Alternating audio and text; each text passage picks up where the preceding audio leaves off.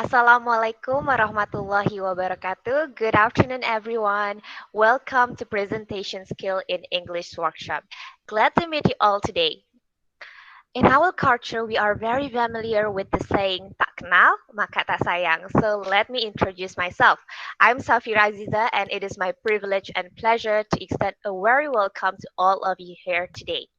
Firstly, we would like to express our gratitude to Ibu Siti Nugraha Mauludiah and Bung Iwan Sulistiawan as today's speakers and Mas Haryo from Kenya studio. We would also like to express our gratitude to all the committees and friends. Welcome and thank you for participating.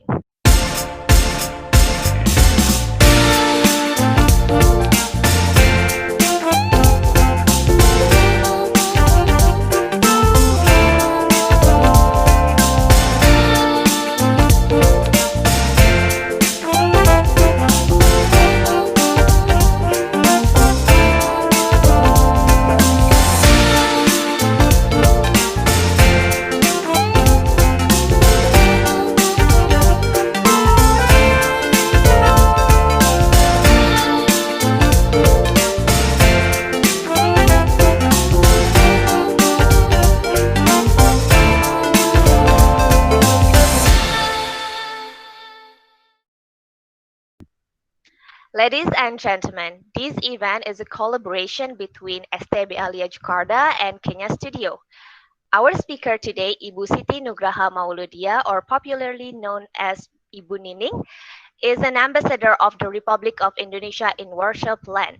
She was graduated from Pajajaran University in 1990 with English Linguistics as her major. In 1997, she earned a master's degree of International Affairs in International Economic Policy from School of International and Public Affairs in Columbia University, New York. In June 2010, she was appointed as a Director for Technical Cooperation, Ministry of Foreign Affairs Jakarta for 6 years. In addition, she was also appointed as a Consul General of the Republic of Indonesia in Shanghai, PRC in 2016. Once again, it was truly an honor for us to have you here, Ibu. As for the second speaker, we have Bung Iwan Sulistiawan, or popularly known as Iwan Bung Kelinci, who is a lecturer, writer, and also a translator. He has released plethora short stories and articles in English and Indonesian in many newspapers and magazines. He has written 2 books, namely Miskin Tapi Sombong in 2009, and a collection of social parodies, and also Kupu-Kupu Pembunuh Naga, an action novel. And furthermore, in 2006, he was awarded as the second runner-up for highly achieved lecturer by Cooperative Region 3, or Coordination of Private Higher Education Region 3, which is a working body of the Indonesian Ministry of Research, Technology, and Higher Education, due mostly to his art, writing, translation, and literature activities. Isn't that impressive? In this workshop, we will have tremendous chances to broaden our knowledge regarding presentation skill in English, meet and discuss with new friends, as well as knowing strategies to succeed in speaking English confidently. As a matter of fact, presentation skill is considered as one of the most crucial skills that a person should possess. It comprises of how to communicate complex information in simple yet fascinating ways to keep the audience engaged, and then communication thoughts and feelings effectively, develop self-confidence, as well as gain real-world skills, which are completely valuable for your future path. In this workshop, we will learn together. Okay, so we will learn together how to create an effective and fascinating presentation. Also, you can prepare some questions since there will be a question and answer session later on. You can take some notes first and ask the question during the Q&A session only. And yes, we truly hope that through this workshop, we all get valuable and precious benefits. Without any overdue, let us immediately proceed this event. To Bung Iwan and Ibu Nining, the time is yours. Thank you. Yeah, thank you so much. Assalamualaikum warahmatullahi wabarakatuh. the Honorable Ibu Siti Nugraha Mauludiah, Ambassador of Republic of Indonesia to Poland. We are very grateful that you can join our webinar. Thank you also for the committee members, Vira, Nisa, John, and Mas Haryo, yeah, to help us create this second webinar, yeah. Guys, according to lots of research or surveys, surprisingly, public speaking is one of the biggest fears that people feel. While on the contrary, the ability to speak in public is a great skill to advance their career, yeah, to get promotion, to get the chance of representing their companies or their campuses if they are students to events in foreign countries or abroad, yeah. Companies or institution, campuses, someone who has the ability to express their feelings and their thoughts in the English without any difficulties, yeah. If you don't have that capacity, then you will not be sent, and then your future career may be handicapped because your inability to speak in public. So by having this webinar, we hope that it can be a little help, yeah, for you. Of course, this is not enough. Yeah, you also have to develop yourself. This is just like a trigger for all of us to always hone our skills in public speaking. Yeah, and I will share you some tips. Yeah, and also later on we'll be added with Ibu Nining, as he got lots of experiences as a diplomat. So let's go to the PowerPoint. Guys, this is not an ideal situation of presenting something about presentation, because as I said before, I usually stand up in the classroom and I can move from one place to another. I can maximize or optimize my body language, my hand gestures. So I'm trying to always to lift my hands. Yeah, it's kind of peculiar, yeah, to do it while sitting on the chair. But yeah, this is us. Yeah, we are in a COVID era. We have to adjust ourselves to the situation. Go to the presentation.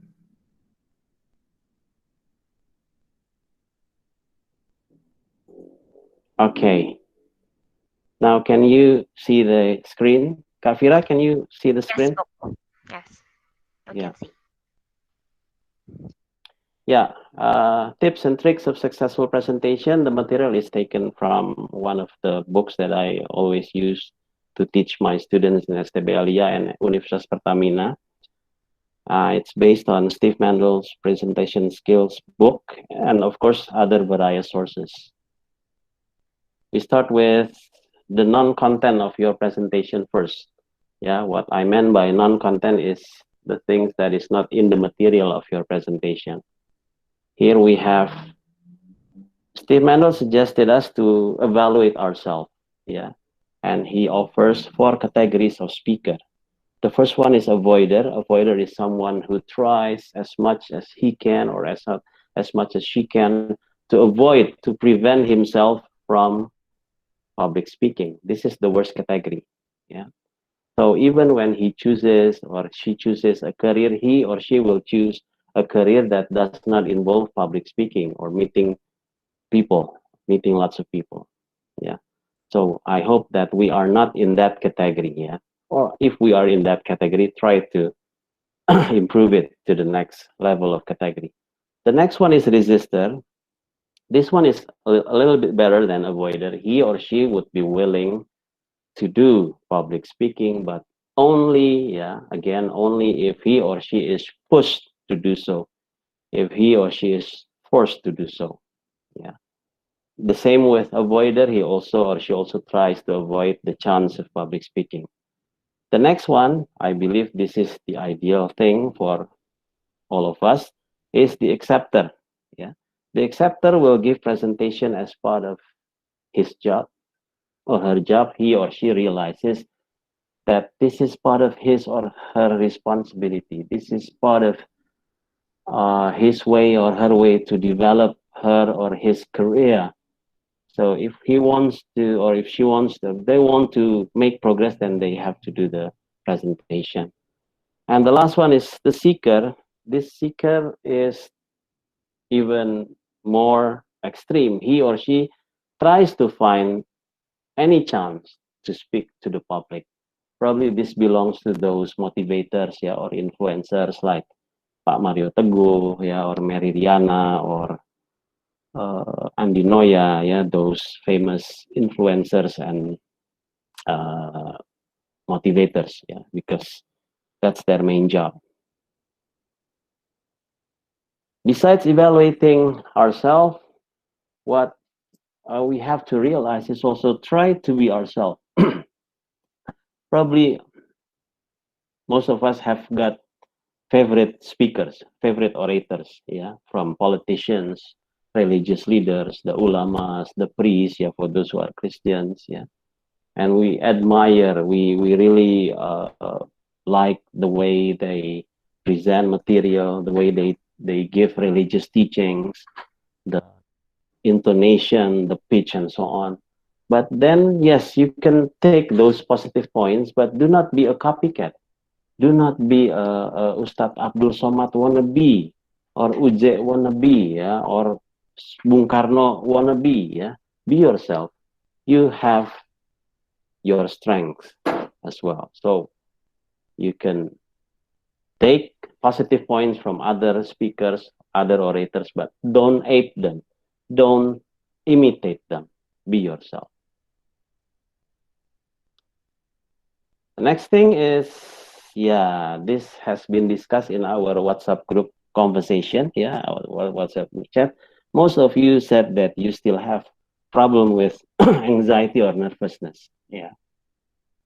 And we also already discussed that in the WhatsApp group that don't worry. Yeah, most of you are still very young, and uh, it's okay. Yeah, it takes time. Yeah, remember my story in WhatsApp group that when I graduated from Pajajaran University and then I worked for a small class, uh, but I was sent by the company that I worked for. That at the time it was a training center, a little training center. I was sent to a factory in Pulau Gadung, and I had to teach material, to present material to senior managers. Yeah, you can imagine that how nervous I was at the time.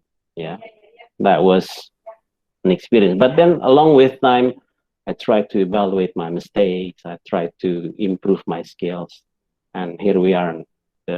Here I am now. Yeah. And Steve Mendel also gave some tips to reduce our anxiety. Usually, anxiety or nervousness comes to us because we realize that we are not prepared. We are not organized. We don't plan our presentation well. That's why we are worried. Oh, I haven't prepared well my presentation, then I will fail. Yeah, people will laugh at me and so on. Yeah. Okay. The second one is try to imagine the situation. Yeah, try to imagine you're being introduced and then deliver your material. Yeah, this can help you make your mentality ready to face, because you have already imagined, oh, this is more or less the situation that I'm going to face. The next one, of course, we often hear that a lot of people say practice makes perfect.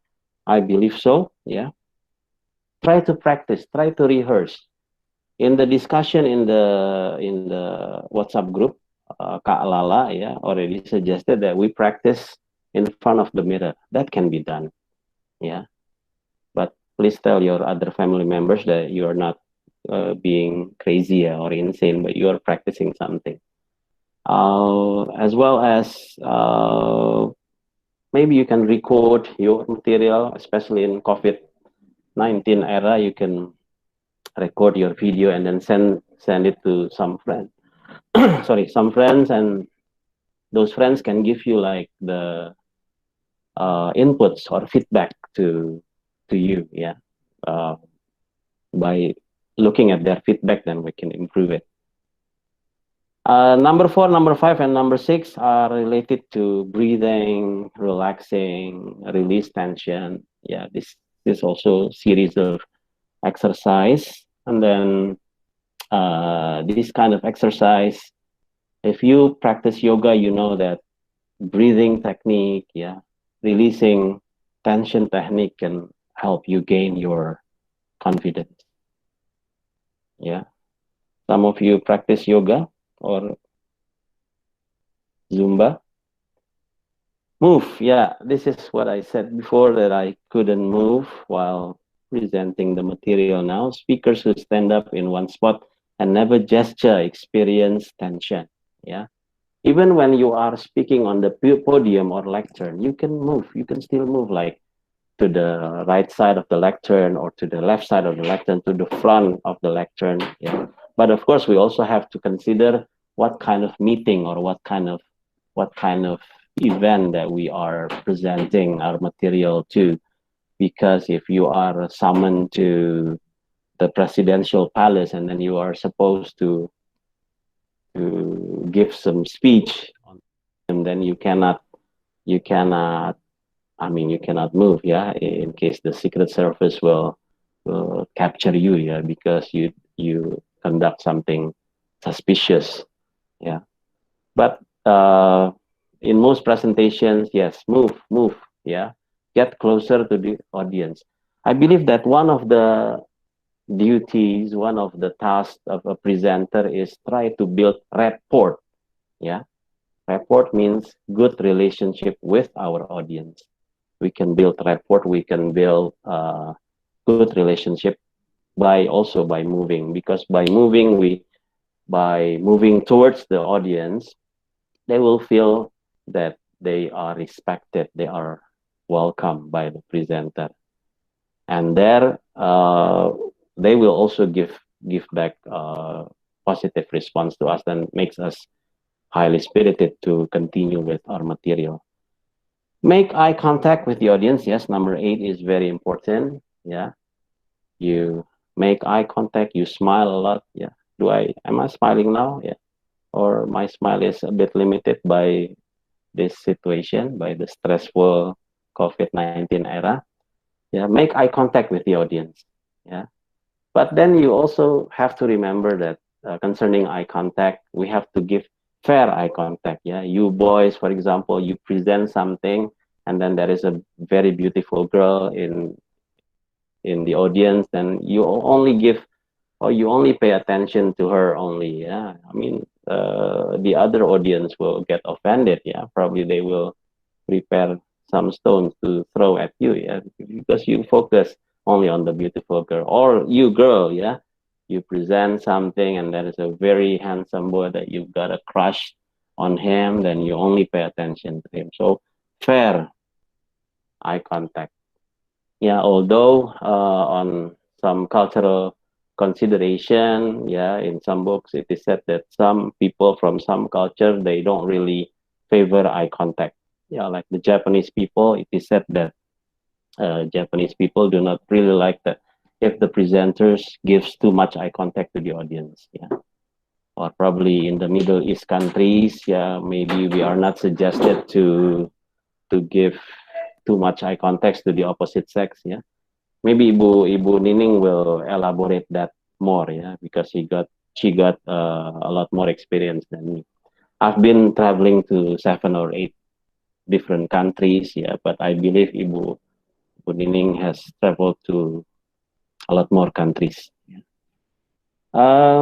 Pay attention to your appearance. Yes, appearance is very important.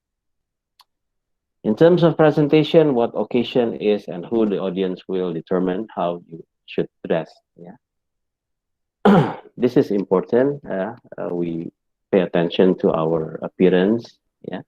But of course, again, it depends on what kind of event, what kind of occasion. If we are presenting something in the outdoor setting, and the audience are the members or participants of a family gathering, I guess wearing jeans and t-shirt is okay. Yeah. I mean, wearing suit and necktie, will be a bit not appropriate, yeah. But yet, when we are doubtful, yeah, what kind of meeting or what kind of event or who will come to the meeting, then we should dress up a bit. That is going to be safer, yeah. You wouldn't dress like these, of course, yeah. Look at this. I think this is not appropriate for a presenter, yeah, and takes too long to prepare, yeah, to dress up like this, yeah. This girl seems to wear some bubbles, yeah. This one in the middle, I think her dress is made uh, with newspapers, yeah. While on the right side, we can see that it seems that she's wearing a lot of ketupat, yeah. So don't do this. Yeah. In the ebook PDF that I will send you, you can also read over more detailed, yeah, because the manual also gives like the guidance for women and guidance for men, yeah. Among others, do not wear dangling or sparkling jewelry. Why? Because it can distract the audience attention to the jewelry that you are wearing, not to the material that you're presenting. Yeah. Also, number two, find 2 or 3 colors is enough. Yeah. Remember, the use of too much colors will not be good. Yeah. For the clothes and also for the PowerPoint. Yeah. Remember the video that I send you to the WhatsApp group. Yeah. For men as well. Yeah. You can go over. I will send the materials in details. Yeah. So don't be like Hotman Paris. Yeah. Avoid sparkling and dangling jewelry. Yeah. Because the focus will not be on your material but on you. This is probably good, yeah, but this is for entertaining, not for presenting material. Yeah, you know that now this famous lawyer has become an entertainer. He got his own programs, yeah, in Metro TV or in other TV stations, yeah, and he's famous for showing off his jewelries and expensive things that he owns, yeah. Or do you want to be like him in terms of, Well, yeah, beware of your facial expressions. Facial expression also matters, yeah. So facial expression can help us express the material, yeah. For example, if our material is supposed to influence people to get highly spirited, then we also shows the spirit in our face, yeah. The best policy is, of course, smile a lot. Yeah, smile can bring friendly atmosphere, can build rapport, can build good relationship with our audience. Yeah, don't be like this. Yeah, he got like a poker face here. Look at the expressions, whether he is happy or angry or sad. Yeah, he looks the same. Yeah, this is terrible, I guess. Yeah. What about this? Take a look. Which one do you prefer as presenters? The angry expression of Vicky Prasetyo or the smiling face of Chelsea Islam? Yeah. Could you please write it on the chat room? Which one do you prefer? Which one do you choose? Yeah, I believe you choose the smiling face of Chelsea Islam. Yeah. What if I change the question? I switch the question. Which one do you prefer? The smiling face of Vicky Prasetyo or the angry face of Chelsea Islam? Boys, write your answer in the chat room. Which one? I believe you still choose Chelsea Islam, yeah, because you're not in favor of Vicky Prasetyo, yeah, the controversial celebrity, yeah. Okay. Posture, yes, yeah. Keep your posture erect but relaxed, yeah. So if we stand in front of the audience, yeah, can you see me stand in the small screen of yours? So the length of our shoulders is the same with the our stretching our two legs. Yeah. So do not stretch your legs too wide, or do not make it too tight, too narrow. Sorry. Yeah. So relax. Yeah. Eye contact. I have already given you the explanation before. The rule is 3 to 5 seconds per person. This is easy for a small audience. Like if you only have 5 to 10 people, you can distribute your eye contact to each of the members. What happens if you've got large audience? Yeah, this is how we do it. Yeah, don't worry. If you see in this direction, yeah, look at the cursor of my computer. If you see in this direction, so these people inside the circle, they got the impression that you are looking at them. Yeah. So you don't need to go to this person, this person, this person. No. Yeah. That will be tiring, and that will be peculiar for a presenter to do so. Yeah. Gestures, yes, gestures is important. And too often anxiety holds back these gestures. Yeah. But then try to optimize, especially the hand gestures. Yeah.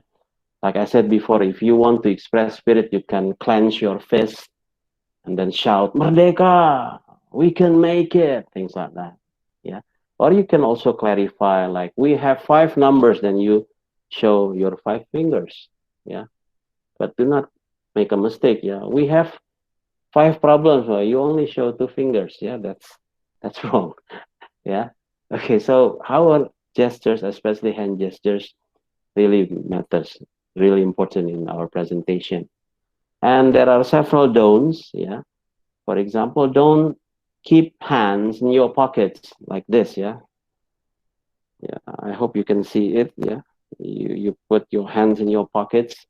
That means you're not really serious in giving the presentation. Or keep hands handcuffed behind your back. Yeah. Uh, Headmaster in Indonesia controlling his or her naughty students. Yeah. This is not recommended. Keep your arms crossed. I guess this kind of uh, body language can give the impression that you are bossy. I'm the boss. Yeah. And then put hands in a fig leaf position. That means something like this. Yeah. A lot of Japanese, a lot of Sundanese often do this whenever they encounter some people whom they respect. Yeah. Like covering, sorry, the vital part.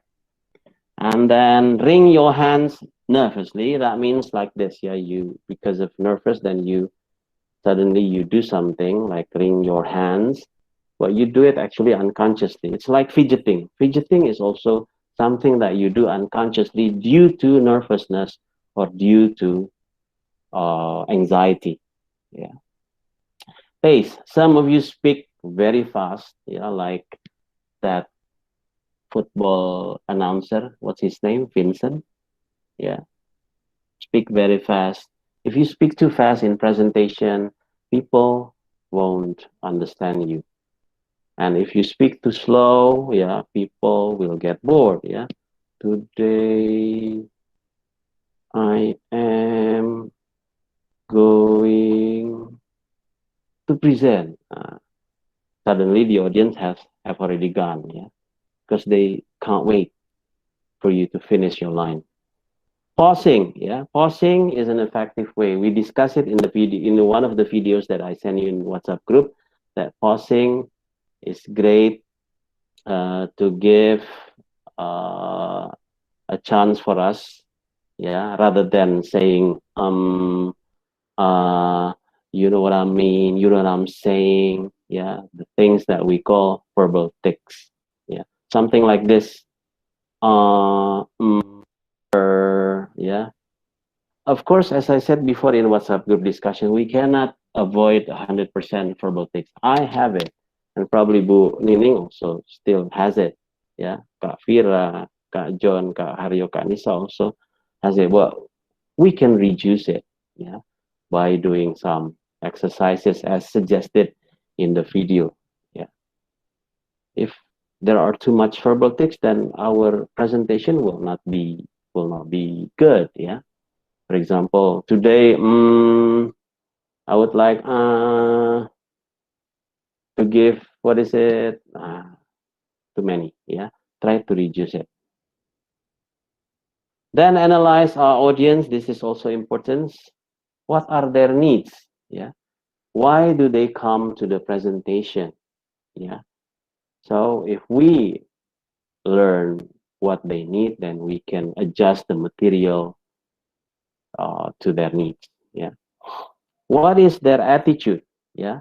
I can give you an example. If they, I mean, the audience are heavy smokers, while our material is trying to persuade them to stop smoking, and you have to be careful because probably what you will get is objection or resistance because all of them are heavy smokers or cigarette addict. Yeah. So also learn the needs, the attitude, and the knowledge level. Yeah. As a teacher, as a lecturer, yeah, we teachers, we lecturers have the experience that the most difficult class is the class that has got heterogeneous levels of knowledge. Yeah. I mean, there are some very clever students, there are some very slow students, and there are some in between. Yeah. And teachers' task or lecturers' task is to adjust that we have to accommodate the very clever one, the very slow one, and the average one. Yeah. So teachers and lecturers usually are grateful if they go a class with the same kinds of level of knowledge. Yeah. Kak Fira, I think Kak Fira also takes education concentration. Yeah. Kak Fira, can Yes, you speak a little bit? Do you also get that impression that if your students are in heterogeneous kinds of levels, then you got more difficulties in preparing the material, the curriculum? obviously. It gets Yeah, harder. yeah. Okay, and then environment. Yeah, what kind of room is the acoustics of the room of the building is good or not? Yeah. Uh, this is also that can also give influence to us. I was once invited by university in Salemba. I I don't have to mention the name, but at the time I was supposed to speak about introduction to literature, and I was surprised that the room was so small and stuffy, and there were hundreds of students coming. Yeah, this university has got like some branches, and they ask their students to come to the that small room. Yeah, you can imagine how hot it is because the aircon didn't work that well, and I believe that my speech at that time was only effective only to the first, second, or the third row of the audience. I think the rest were busy talking to themselves because it was too hot, it was too stuffy, it was too small. Yeah. Demographic information concerns the age, gender, race, religion, culture. Yeah, if you are a type of a person who likes humor, be careful. Yeah, some humors, some jokes, yeah, can offend the religious side or racial side of some groups of people. Yeah, especially right now, if we make mistakes in presentation, they will record it and then we'll make it viral, and then we can end up in prison or in jail. Yeah, yeah, you know that this is the era of netizen yang maha benar ya, apa maha benar netizen ya dengan segala komentarnya ya. And then don't forget aids, especially visual aids. Why I write it that way, aids first, because actually it's not. I mean, there's a. I find out that when students say something about visual aids, they always refer to PowerPoint or Prezi or something like that. Actually, aids can be anything. You can be creative. Once my student brought yo-yo to my class, so he demonstrated how to play yo-yo. He swung the yo-yo. He played very well because he happened to be a champion in several yo-yo competitions. Yeah. Once my student brought a snake to the class because he was presenting what should we do if we encounter snake on the street. Yeah. And he suggested us, he explained how to catch the snake. And you can imagine how scared especially the female students at the time. Yeah. So by that time, yeah, since that time, then I always ask students beforehand that they should not bring to class dangerous topics. Yeah. Once my student brought kitchen utensils to demonstrate how to cook nasi goreng, and I forbid him to switch on the stove. Yeah, because that can risk the building got burned, and the lecturer, me, yeah, will end up in prison. It's like my previous explanation.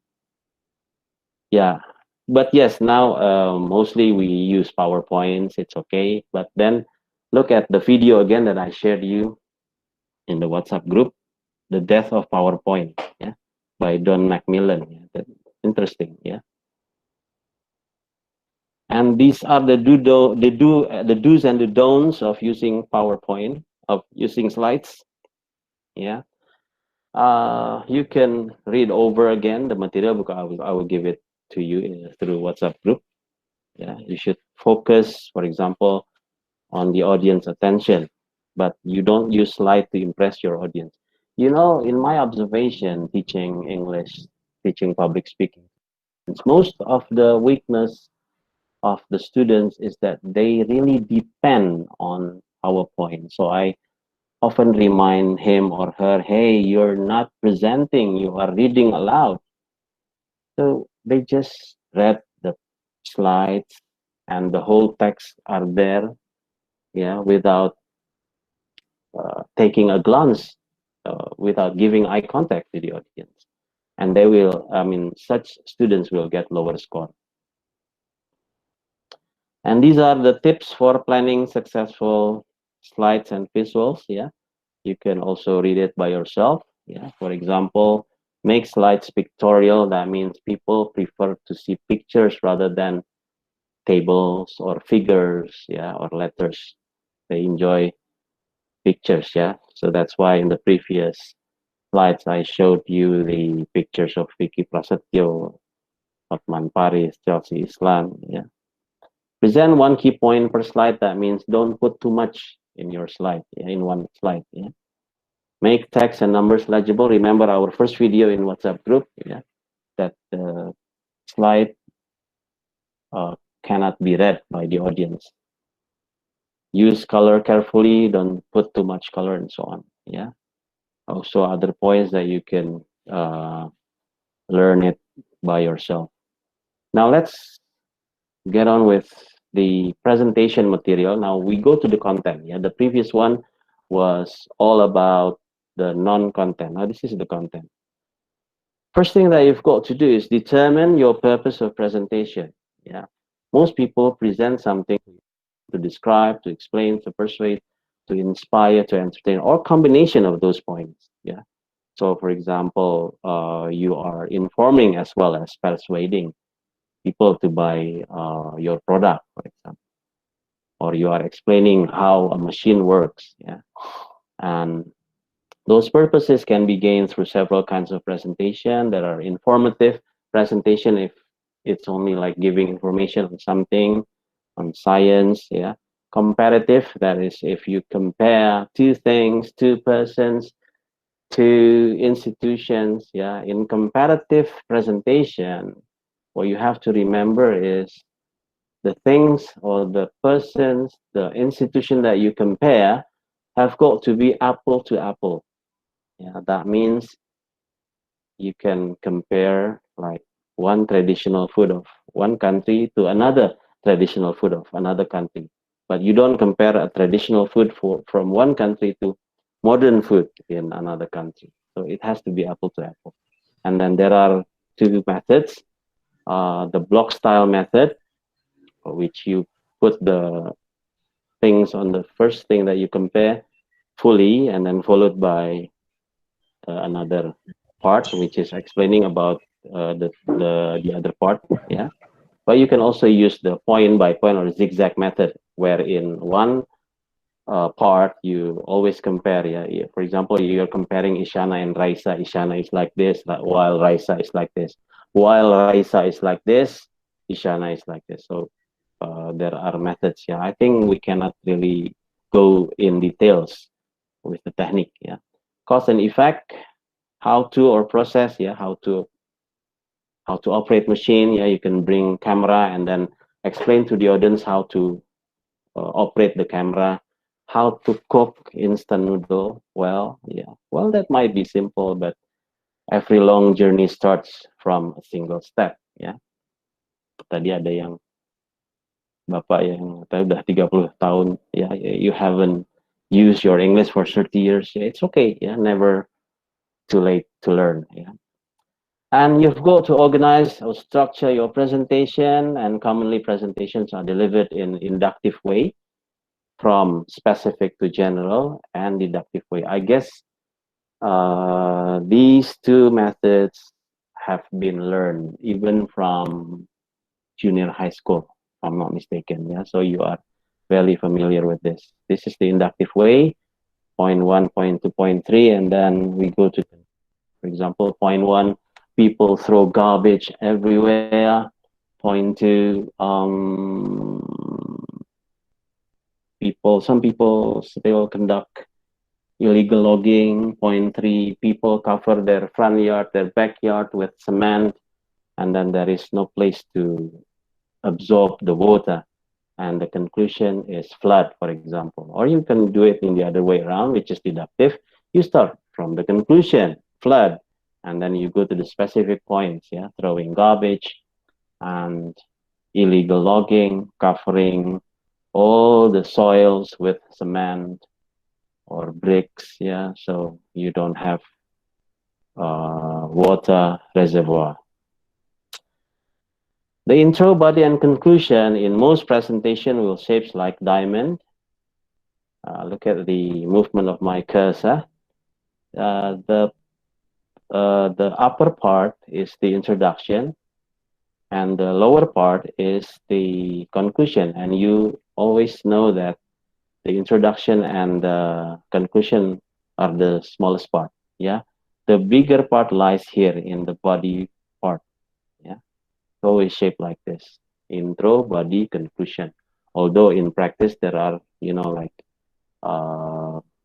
various kinds of patterns. Yeah.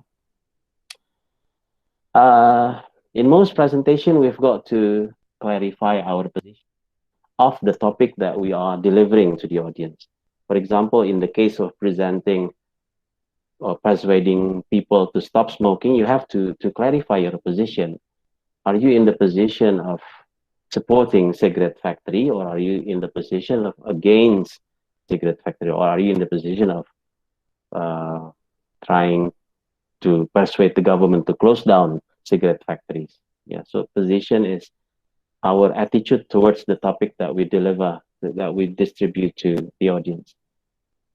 Action is, the explanation, of, what would you like the audience to do after hearing your presentation?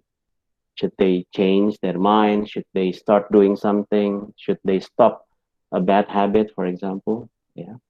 And then benefit, what benefits they could gain after implementing what we present to them.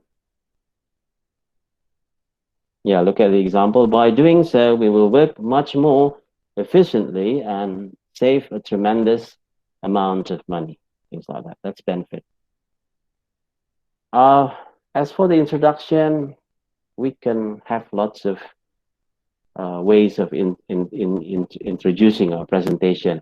In my presentation today, I started with the result of some research or survey that afraid of speaking in public is one of the biggest fears that people have. Yeah, well, you can start your presentation by sharing an anecdote. Anecdote is a story It can be from your own experience. It can be from other people's experience. Or humor. Yeah, you can start with something funny to break the ice, yeah, to get close to the audience. Or you can involve a question, yeah, an open-ended question, yeah. So by giving the question, then the audience will start to get interested in our material. Rhetorical question is a question that actually needs no answer. I mean, we don't have to answer that because the answer is obvious. For example, we ask the audience, don't we want to have a healthier life? Don't we want to have side income? Things like that. Statement, yeah. Look at the example. Last year, enough people died in automobile accidents to fill every seat in the local university's football stadium. Yeah. Okay. Shocking statement. Quotation. Yeah. You quote from politicians. You quote from famous people. You quote from people that you adore, you like. Yeah. The famous one like, ask not what your country can do to you, but ask what you can do for your country. That's taken from John Fitzgerald Kennedy in his inaugural speech as the President of the United States of America. Yeah, but you can also quote from Bung Karno, from General Sudirman, from anyone. Yeah, you can also quote from me. Yeah, if I've been famous later. I hope. And then, yeah, these are the formula. Tell them what you're going to tell them. Yeah. At the beginning of our presentation, we tell them, today I'm going to give you blah, blah, blah, blah, blah. And then tell them, that means the body paragraph. And then tell them what you told them. That's the conclusion. Okay, today I have given you some tips and some tricks of presentation. These are the more detailed sequence. Yeah, you can read over it again after I have sent you the material later. And this is the simple formula again. Tell them what you're going to tell them. That's at the beginning of the presentation, and tell them that's the body part of your presentation, and then tell them what you told them. That's the concluding part of your presentation. Last but not least, about handling questions now. Encourage your audience to ask questions. There are two ways of asking your audience to ask questions. The first one is you say to them something like that. Feel free to ask me during my presentation. But the second one is a lot safer, saying that question and answers will be provided after I finish my presentation. I always use the second way. I always suggest the second way to my students because usually if we got interrupted by the questions in the middle of a presentation, then we can lose our focus. Yeah. In my experience presenting material in international conferences, usually Western people prefer the questions during the presentation, while Asian people, they prefer to finish the presentation first. So after the presentation is over, then the audience can ask questions like this one, the one that we are now having. Listen attentively to questions. If someone is asking you, pay attention to him or to her. Yeah. Dealing with hostile questions. Sometimes we got questions which are hostile. Hostile means unfriendly. Yeah. These are the tips. Acknowledge feelings, facts, or both. Yeah. For example, if someone asks you, why did you screw up and go 40% over budget? Then we can acknowledge something from him. Mike, it's true, we did go over budget, and I know you're upset about it. Yeah. And then, oops, sorry. Respond with information. Yeah. That means you build the argument why you did that. Yeah. And then the last one is maintain your position. Don't be like someone in the picture. Yeah. When you got a hostile question and you got afraid, and then change your position. This is very important, especially for those who are going to have their thesis defense, sidang skripsi, tugas akhir, ya. Kalau diserang dikit oleh dosennya, kamu ini salah, langsung kamu akui, iya saya salah, ya jelek nilai skripsinya, ya. That's why it is called thesis defense, because you have to be able to defend what you have written in your thesis, in your dissertation. Yeah. Yeah, but of course, we have to do it politely. Yeah. If someone seems to ask hostile or unfriendly question, do not get angry with them. Yeah. Do not be like this. Do not do what Batman do. Yeah. Unless you want to be Batman. Hey, would you like to work overtime? And then Batman slaps him. Yeah. Didn't I tell you to stop asking me stupid questions? Don't do that. I guess I have already covered all the materials about the tips and the tricks. Then you can develop. Of course, webinar is not enough. Yeah, self-study is lifetime process. Yeah, and we also have the great advantage of having Ibu Siti Nugraha Mauludiah or Ibu Nining as our important guest star. Now I give the mic back to Kak Safira. Kak Safira, thank you. Thank you so much, Bung Iwan, for the brilliant presentation. Ibu Nining, would you like to start your presentation? Okay. Sure. Okay. First of all, I would like to thank Bung Iwan. Well, usually I call him Bung Kelinci for this opportunity. I'm really glad to be here to meet every one of you, not in person, but virtually like this. And thank you, Mbak Safira, for the time. I have a presentation with me. Let me. Okay. My colleague will present it on my behalf. Okay. Oh, Mbak Safira. Oh, Bung Iwan, Mbak Siti Rashida will make a presentation on my behalf. Okay. Is it okay? Or if not, then I could do it from my own. Can you do it? Okay. Anyway, okay, that's okay. I'll just do it from my a window. Yeah. Your entire screen. I have this kind of like this one. This okay. No. Wait, bear with me just a moment. Just a moment. Udah dibuka kok. Harus full gitu. Enggak kan? Well, okay. I always have this kind of problem when it comes to the making presentation in here. Okay, let me try once more. Okay. Listen, yeah. Okay.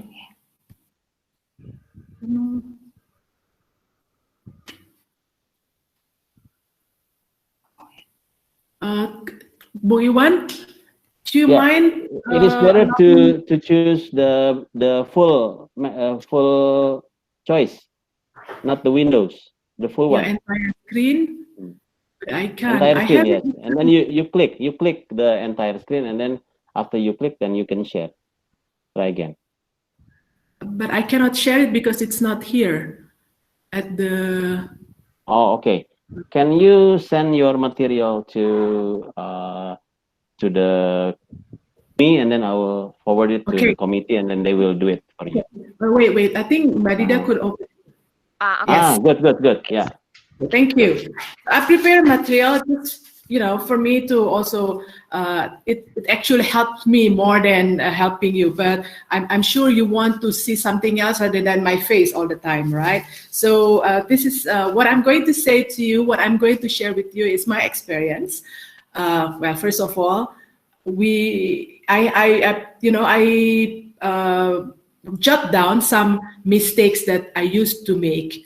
One and most mistake that I always make that I forget to put it here is that I tend to speak too fast. So, if I speak too fast, just remind me. But anyway, okay. So my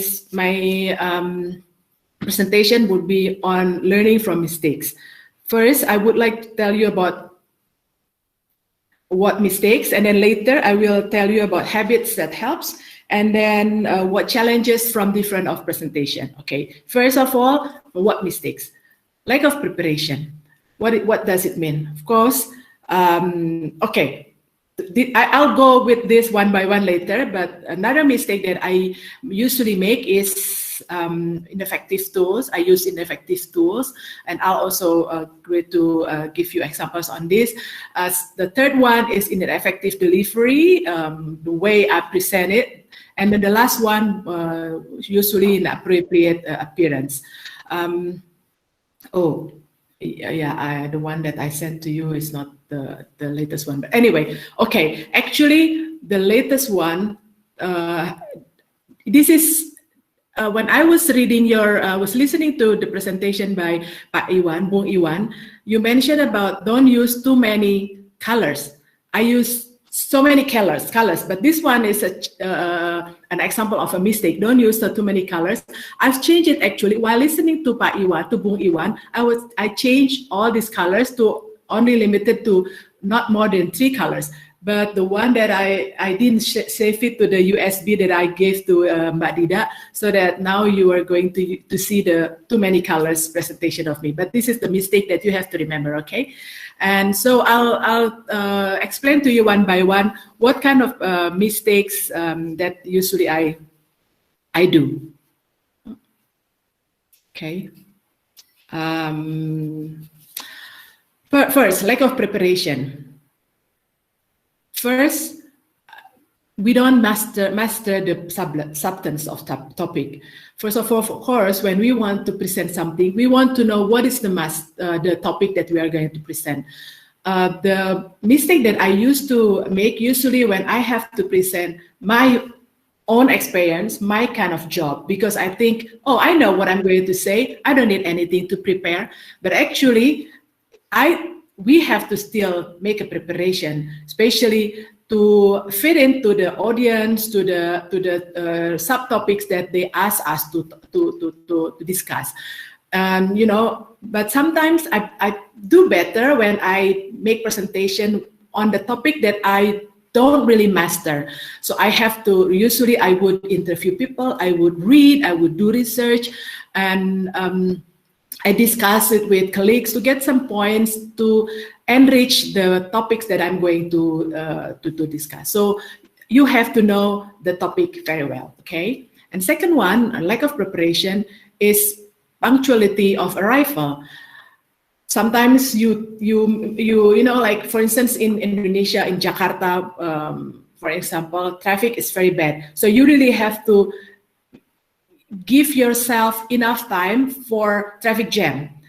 It's better to come early, one hour earlier, rather than 10 minutes before the presentation, because you have to know your bearings. You have to know, you know, the situation, whether you have to, how strong you have to speak, what is the situation, whether it's a place that you could walk around, or you have to sit, or there is a podium for you. So it's better for you to come early and then to meet with the host so that you could properly greet the host.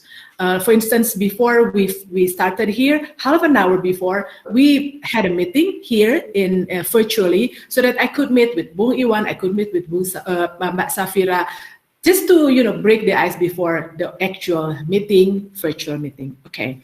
And then second, lack of knowledge about the audience. This is the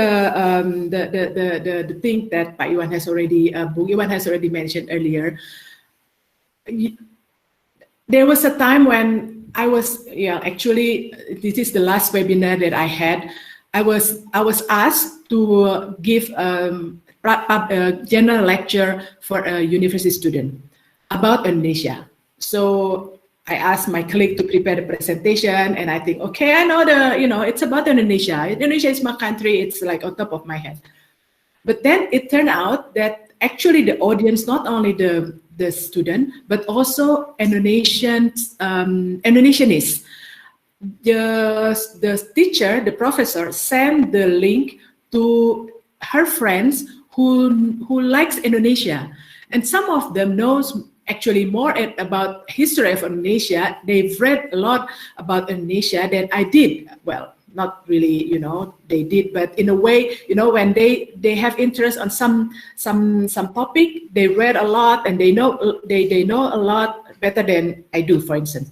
So it turned out when we were discussing, I was like caught in surprises by the question, and then the atmosphere of the discussion was really, I was really unprepared, because it turned out that they asked more depth question that I was not prepared. So you have to know about this audience and their interest, their education, so that you know how to address them and to put your topics in related to what their interest.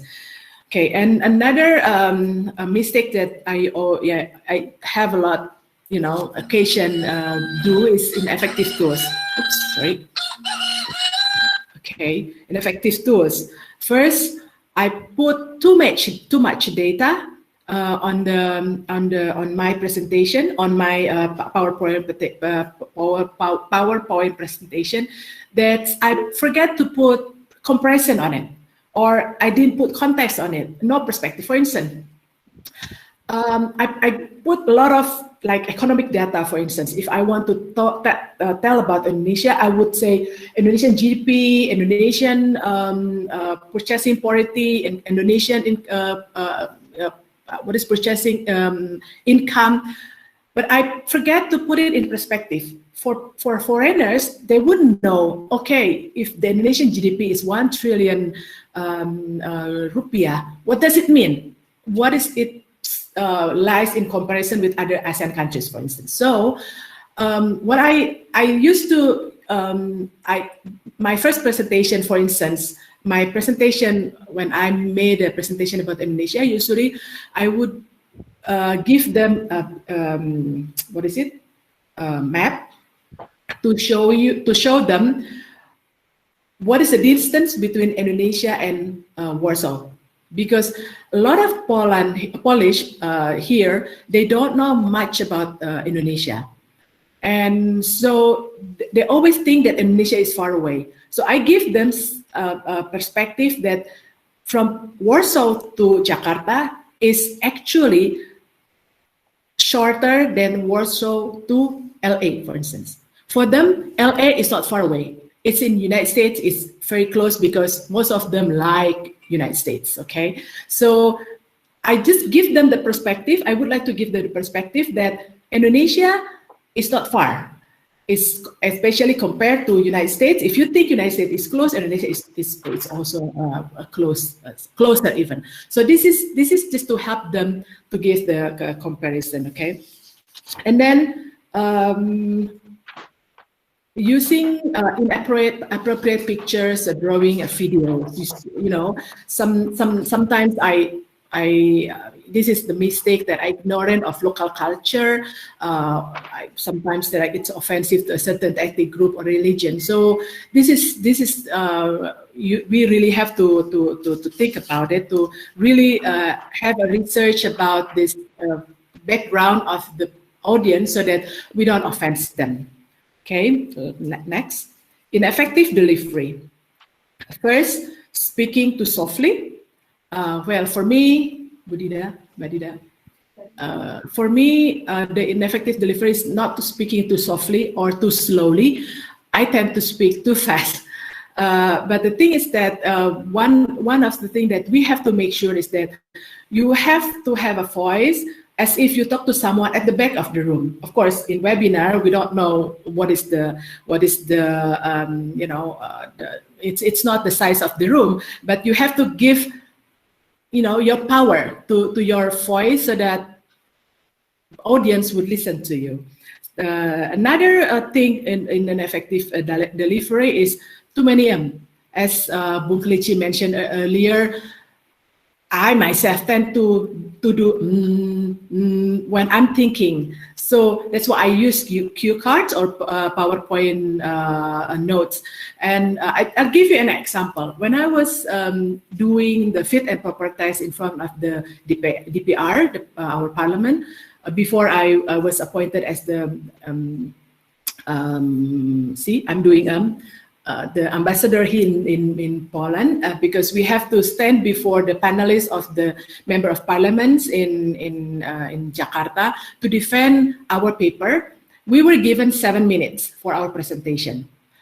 So we were told that if we speak too long, more than 7 minutes, they would cut us. No mercy, they would just cut us. Even though we are not making our point yet, they would just cut us. So what I did is I prepare a written presentation, but I put it in my laptop and I scroll it down. But I really try to remember it by heart. I read and read like hundreds of times of my presentation. So when I presented it, even though I'm reading, I look as if I'm like speaking off the cuff.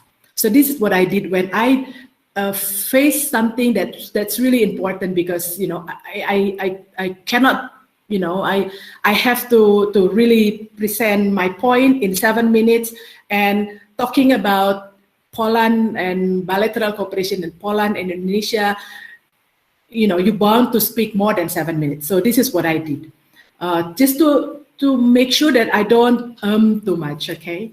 And another example of ineffective delivery is not making enough body movement. Even though this is a webinar, I'm trying to use my hand just to make a point, just to show you that I'm giving you something. And then the last thing about ineffective delivery is it's not enough eye contact. Of course, this is different. This is hard in webinar. I don't see anyone here. I've seen some pictures of you here. Some are static because they are not, putting their photos there. Some are, I don't know what you are thinking, having, like a blank eye, something like that. But anyway, so you have to make eye contact. So I'm here, I'm talking as if I'm looking to someone here. And then another thing in effective delivery is not enough enthusiasm. You have to build your enthusiasm. You have to show that you care about the topic that you are presenting. You care about the topic that you are delivering. In this way, you get the feedback from your enthusiasm. Okay. And another thing, it's a mistake, is inappropriate appearance. This was also has been discussed by Bung Kelinci, Bung Iwan. Wearing something not comfortable, clothes, shoes. I tend to, when I was giving, for instance, I was invited a lot to give general lecture in university and in school. Usually, I would walk around the room. And I make sure that I have my most comfortable shoes, because I don't want to walk around and then suddenly in the middle of presenting I had something I feel pain in my knee, so in my feet. So I wear my comfortable shoes. I wear some comfortable clothes as well. Another thing, of course, don't wear too much accessories, too much makeup, as Bung Kelinci mentioned. Give the pictures of some who is that? Someone a famous lawyer wearing big chunky jewelry. But for women, don't use too much makeup, because it would get distracting. The audience would look at your makeup rather than your presentation. And then the last thing that I would also to mention is not well grooming hair. For instance, I usually, I don't wash my hair every day, but I make sure today I wash my hand because I want to look, appropriate, and I also make sure that my nails are not, black or too long, and but I have to make sure that I am well groomed. And habits that helps. Okay, I want to share you some habits that I usually make during my presentation or speech or interviews or whatever, public speaking. First of all, oh, this is not the first one. Okay, Could you just, okay, this is the first one is,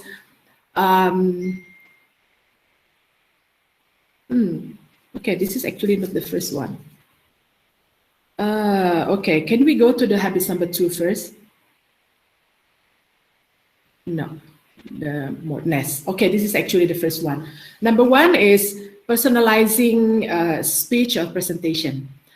I like to tell my own story when I make presentation because it catch attention more than when you are just telling facts or just saying somebody's story. But your own story would give the audience a sympathy about the topic. So this is what I do, and I also use my photos, my pictures of my myself or the surrounding that I want to show, just to have it personalized, so that in a way you own this topic. Okay, and then the second one is walk around the room, and as mentioned, by walking around, if possible, of course. I also like to ask questions. For instance, when I'm going to give an example, you want to make an example, personify the example, and usually I would ask someone next to me, what is your name, and maybe I would just give the example as if it happened to him. So this is or her. So this is what I do: walk around the room if possible, and of course, I like to look at someone's eyes while talking, even when I'm bound to, in the podium and I cannot walk around because this is like big seminar in a big room. And I try to just look at one eye and just to give eye contact, because in this way I feel like somebody's engaged. Somebody's not, not really like thinking about anything else other than the thing that I'm talking about. Maybe we could go to the habits that helps. The first one, yes, that's one. And I also like to, like my habit is to know the subject. As I mentioned by Bung, Iwan first, what is the objective of the speech? To inform, to promote, to convince, because this is different way. To inform, you could just informing it, but to promote, you have to really put the good point about what you are saying. For instance, if I'm going to say about investment opportunity in Indonesia, it means that I have to convince the audience to invest in Indonesia. And so I need to convince them. But it's different when I'm just giving the information to the students, for instance, about Indonesia. So it's different objective of the speech. And then another thing that I like, the habit that I do before I make a presentation is just to tell myself this decision will be fun. That through this session, I would learn something, I would meet someone. And this is just to create my own enthusiasm, because if I full of enthusiasm, the audience would hopefully get this enthusiasm and then would listen to me, more attentively. Okay, next.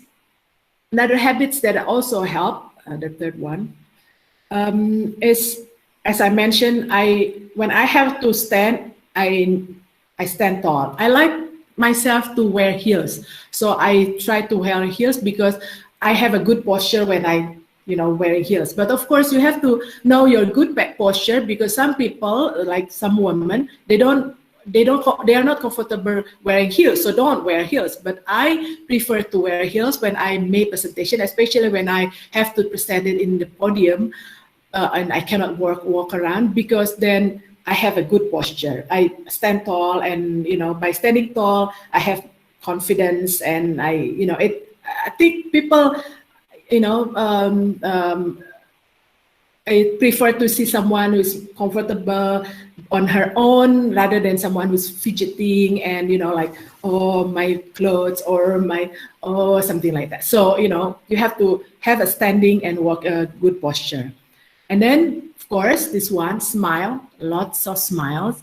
It helps, because when you smile, people would see that you are enjoying it. You are not really nervous. I'm always nervous, but I always, I try to remember when I'm nervous that I tell myself, okay, smile, because then it helps me, like toning down my nervousness. And then I pause when I get distracted.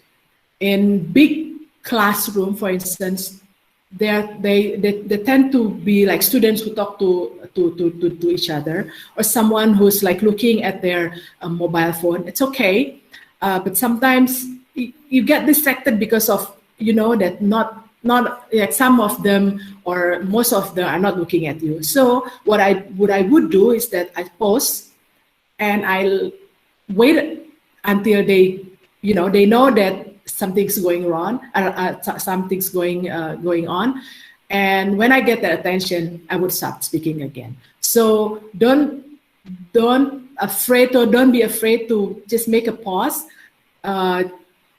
if it's necessary, especially if if there are too many noises. I think it's better for you just to stop and get their attention by just not saying anything. Okay, so that's habits that I usually do. And there are challenges in different types of presentation. For instance, now webinar. The indirect presentation. The challenges is that number of participants could be intimidated. For instance, if there are too many participants, you would get intimidated because oh my God, it's too many people. I don't know whether I would perform well. My speech is okay or not. But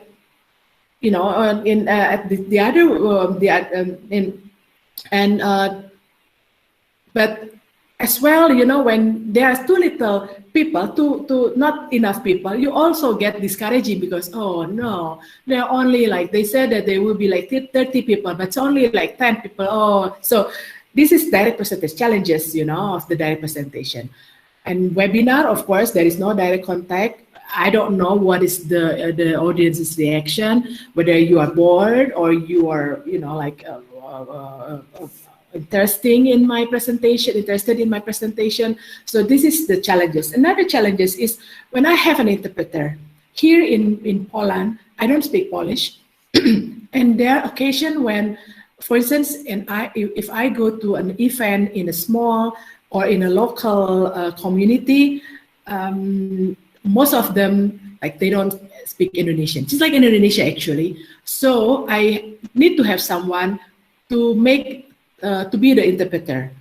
This is hard for me because I cannot maintain momentum when I'm speaking. For instance, when I'm making my own presentation, I could build the momentum. I could build the space to my to my own need.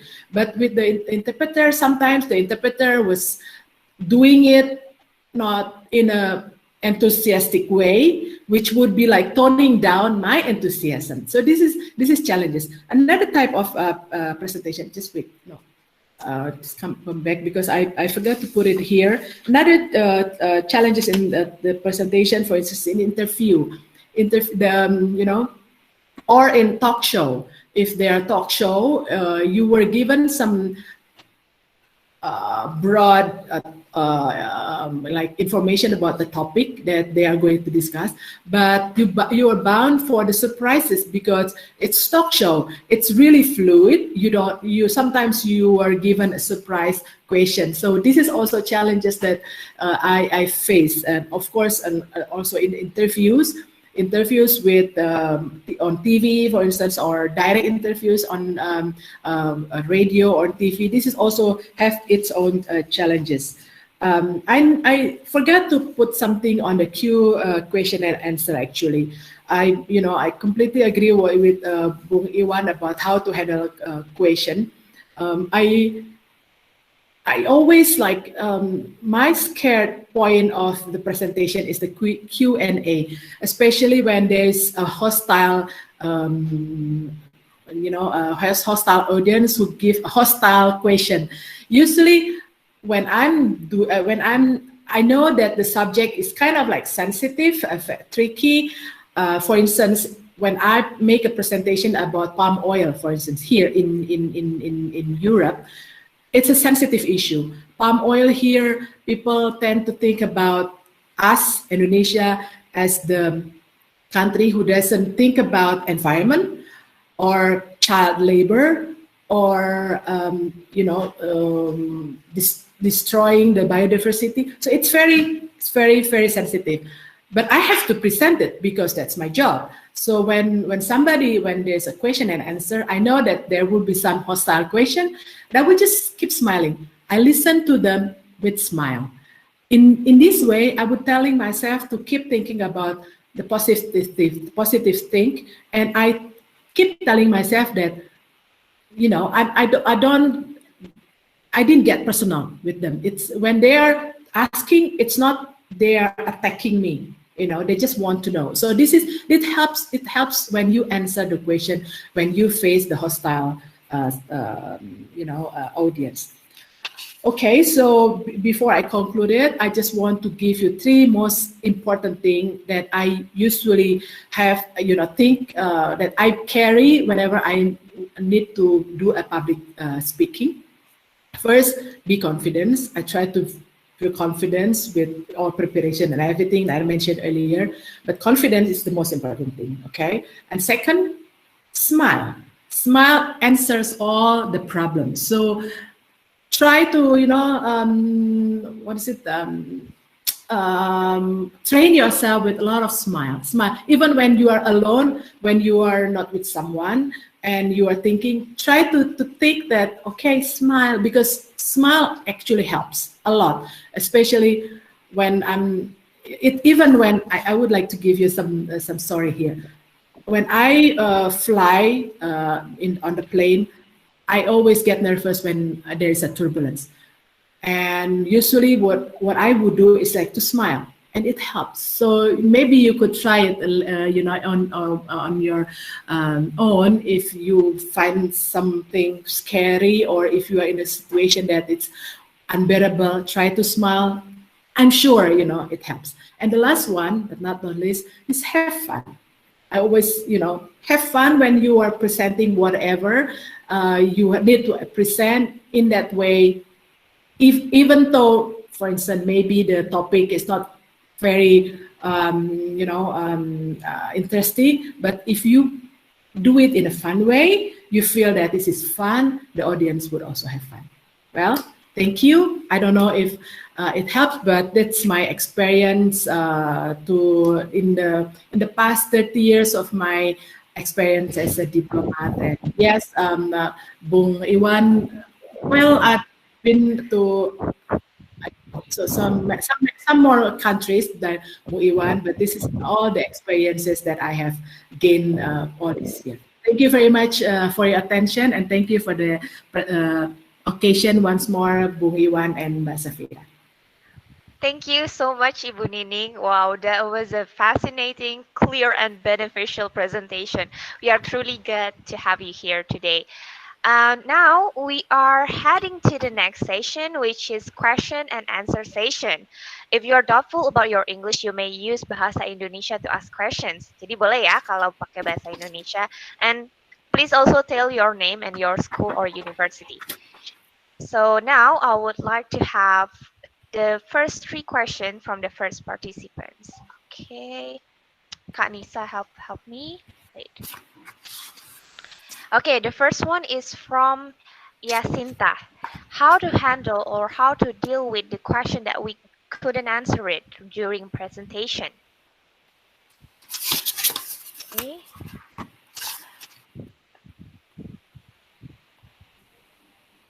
Once again? How to handle questions that we couldn't answer it, from Yasinta. Okay. Or maybe I'll take it first, yeah, and then Ibu Nining. Question which is difficult to handle as a lecturer, I guess it is. Yeah, I mean it is a lot easier. Yeah, we can have the question until for the next meeting. that's the the strategic. Yeah, that's your homework. Yeah, and then I mean lecturers have the power of giving them score, right? But yes, in the probably in the different setting other than classroom, that will be difficult. Well, usually I'm trying to let's say let the other audience, probably they go a better view or better knowledge on the question. But yes, if we present something, it is much better for us to prepare well so that there will be no question that is difficult for us. Ibu Nining, maybe you can add.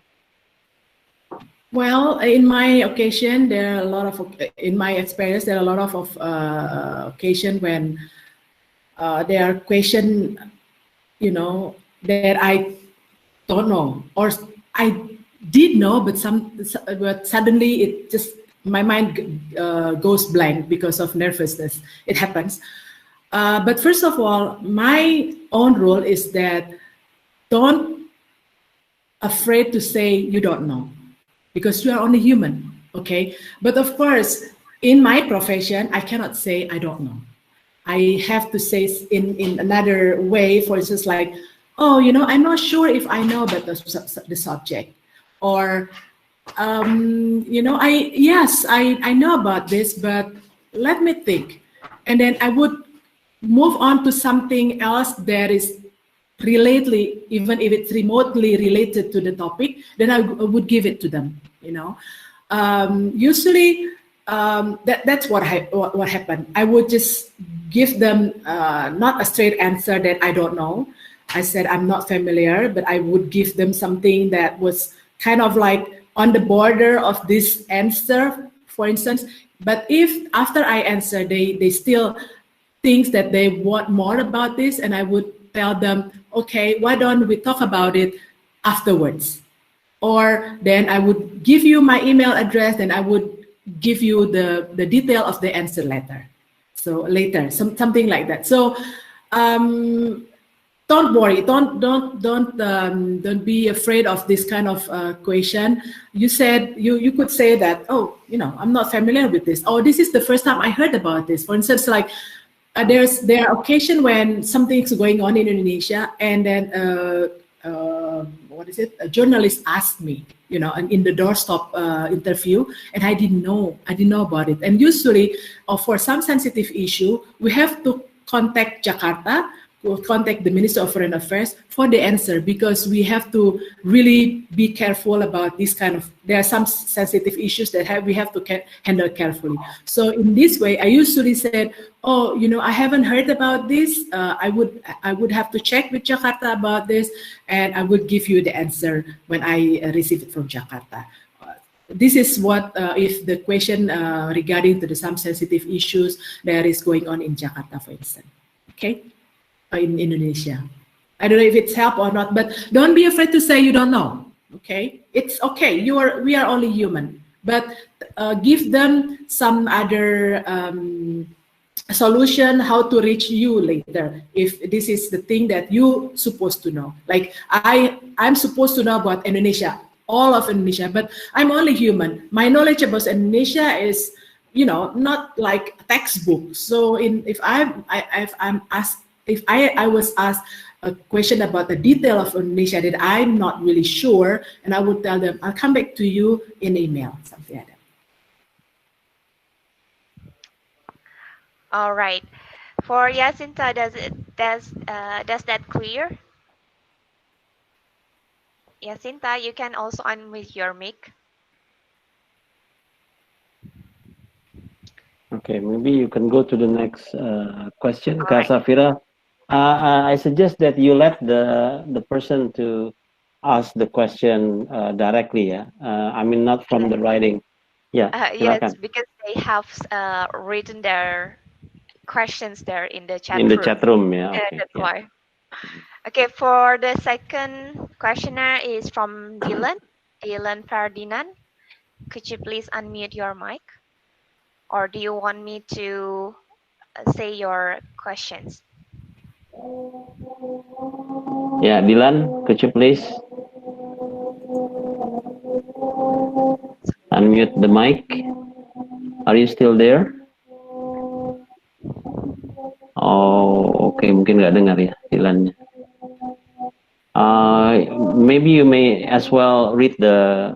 Oh ya, Dylan cannot unmute the mic, dia bilang di chat room. Dibacakan aja Kak Fira.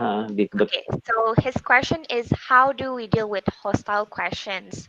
I guess it's just the same as the previous one.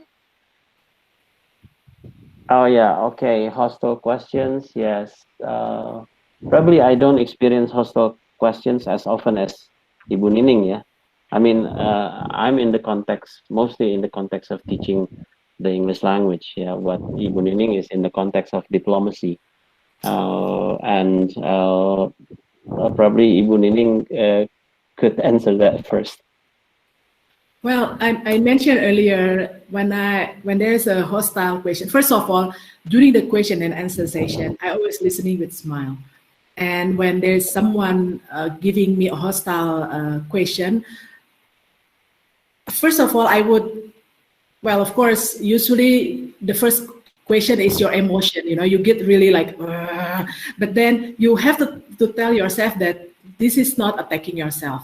In a way, in this way, you could start thinking like clearly about what to answer. In answering the hostile question, we answer with the fact that we know first.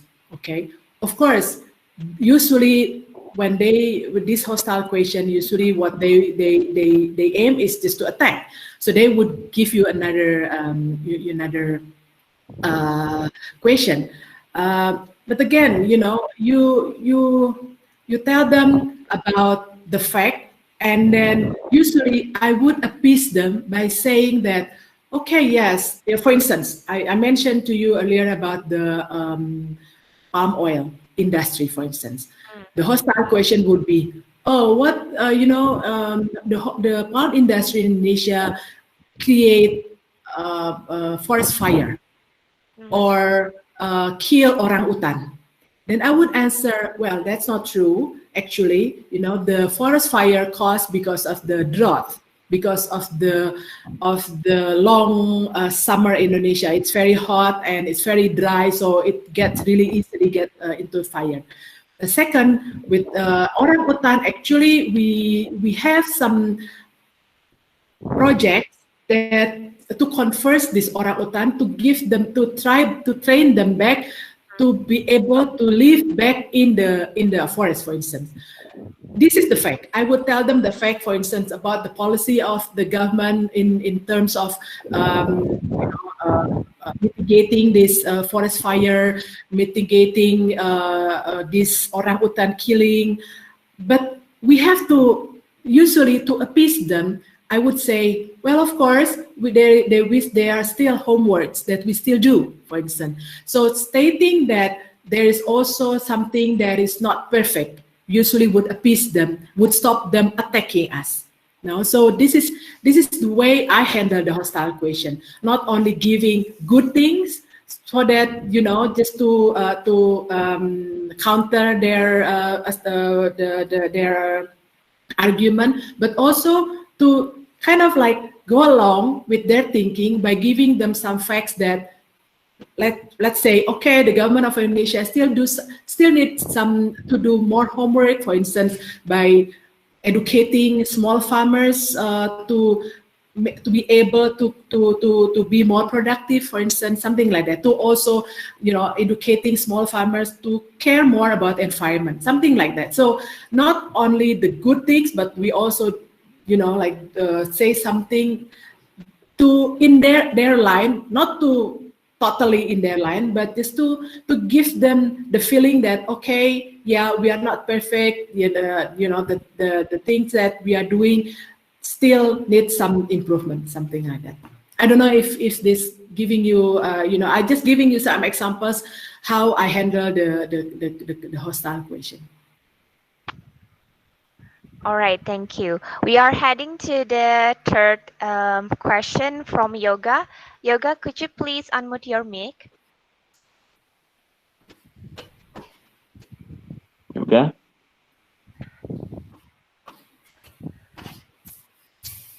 Are you still here, Yoga? If it's not, let me read the questions.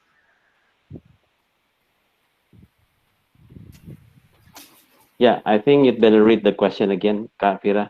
All right, for the third question is from Yoga. He asked about what tips when he wants to explain some topic, but he forgot the grammar in the presentation section. So it's about the grammatical problem. Okay, grammar problem, yes. I think most students in Indonesia have got problems with grammar because starting from the elementary education, they're not used to, I mean, they're not accustomed to present themselves in public. Rather, they only listen passively and receive the explanation from the teachers.